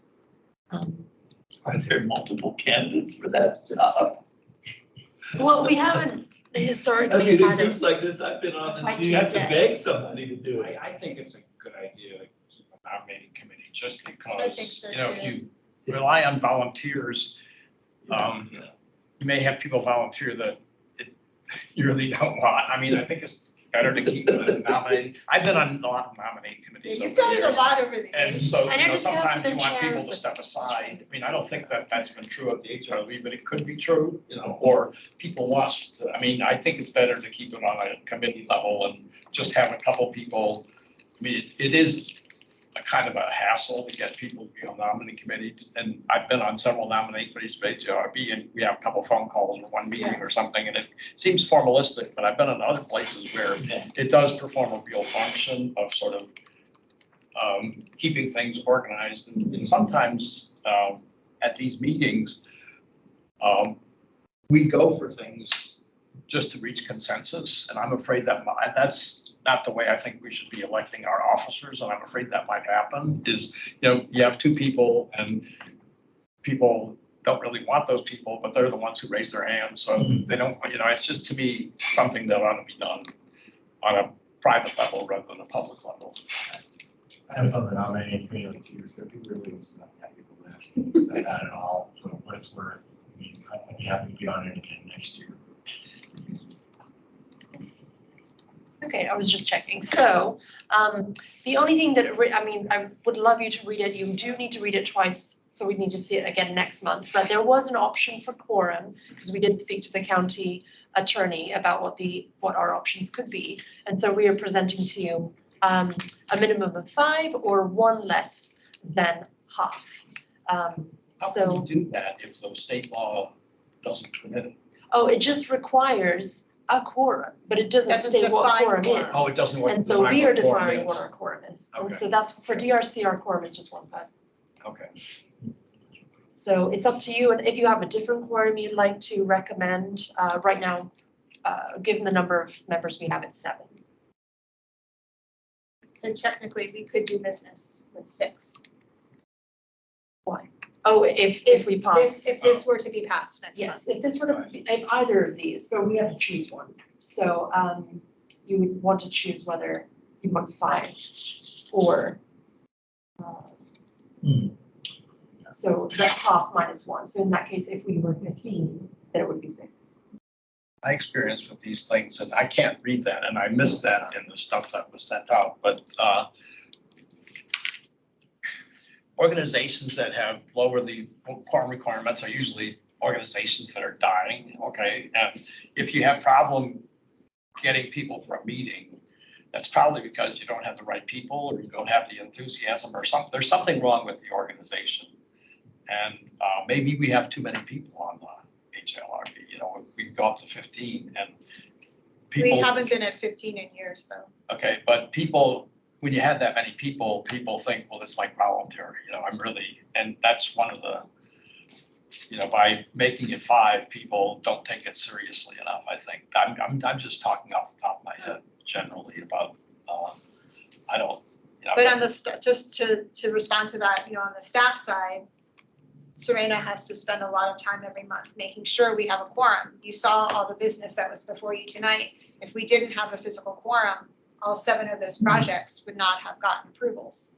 And so it does take a lot of staff time to remind everybody about the commitment that for these monthly meetings. And so by lowering the quorum, at least from our perspective, then that gives us a little more flexibility in not having to give constant reminders every month and sweating out whether or not we will be able to conduct business. And we currently have 2 members on long-term medical leave by no fault of their own, and so they cannot attend, which then puts a greater burden on everyone else to attend. but you could draft the quorum requirement to exclude people who can't attend because they're sick or something like that, if you want. So it would be, Well, that's tough. It is, In the sunshine kind of laws, I mean, people would say, you got impacted, right? I mean, it would be. It's like 6 days, That's very tricky. So what's presented here at the bottom of page 1 in highlight is what staff suggestion was after a consultation with the county attorney's office, one of the 2.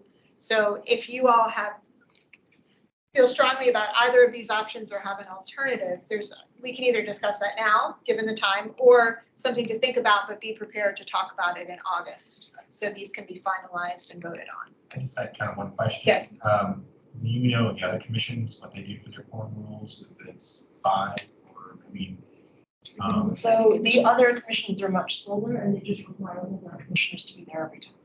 Oh, to take action. Oh, my goodness. So we could do that. No pressure, at least 12 meetings a year, everybody. So I would just note, when I read the first one, I did not understand. I don't understand it either. So now that I read it again and again, I'm like, okay, I get it. But I think even if we go with that number, 1 less than the majority, we need to wordsmith it a little bit. Right. Okay, so that has to be like half or half as well. Yeah, and maybe moving the in-person like closer to quorum, not having it at the end of the sentence might help. Oh, okay.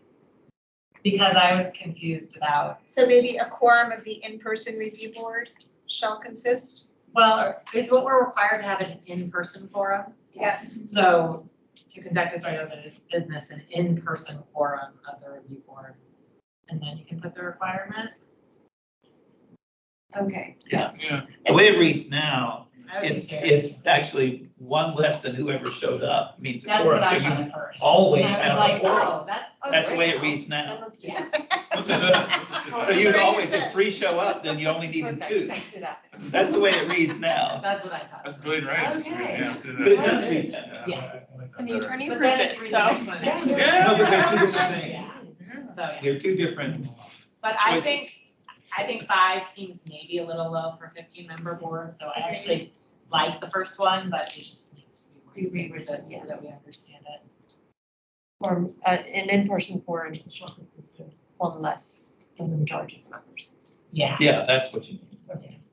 Oh, the members currently Serving, serving. Thank you. Yeah, and not that's present. not present, because then you would always have a quorum. That may be what you had in mind. Subconsciously. I wish I had. It were that easy. Very clever. Okay, so I will rewrite that language. I will get it out to everyone. If anyone, again, you've seen this for the first time now, but we have another opportunity to look at it again. If you want to add anything, I'm open. You can always send me emails or phone calls, whatever you want. I'm available. I did want to, my last thing was, I was walking by the courthouse landmark project, which is one of the ones you looked at over the last 2 years. And the panels are up and it looks great. And I was just walking by thinking, I hope the HLRB know the beautiful things that are out there in the community because you put them out there.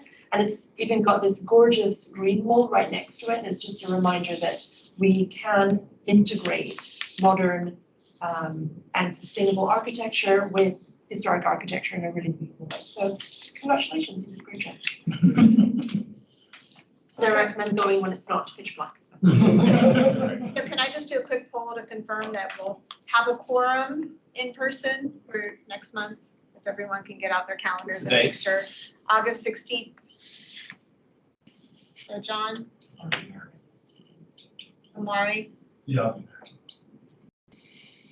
Carmela, are you on? She's not. She's not. And then there's Gray? No one. I don't know. I'm sorry. I can't answer you. Okay, Jerry? I don't know. Rebecca? Not sure. Katie? Yeah. Andy? I'll be here. Okay, and, all right, so just so you know, we do not yet have a quorum. We only have 4 people Yeah, we are confirmed, 3 away so. from quorum. And that's without, and obviously Carmela and Robert. And so we have only 4 people, 3 people we can hope show up, like are available. And if they're not, we come back. Which, No bylaws. it's August, it's party time. All right, that is it. We are done. Okay, thank you all for your time. All right, we're adjourned. Yeah. Thank you, everybody.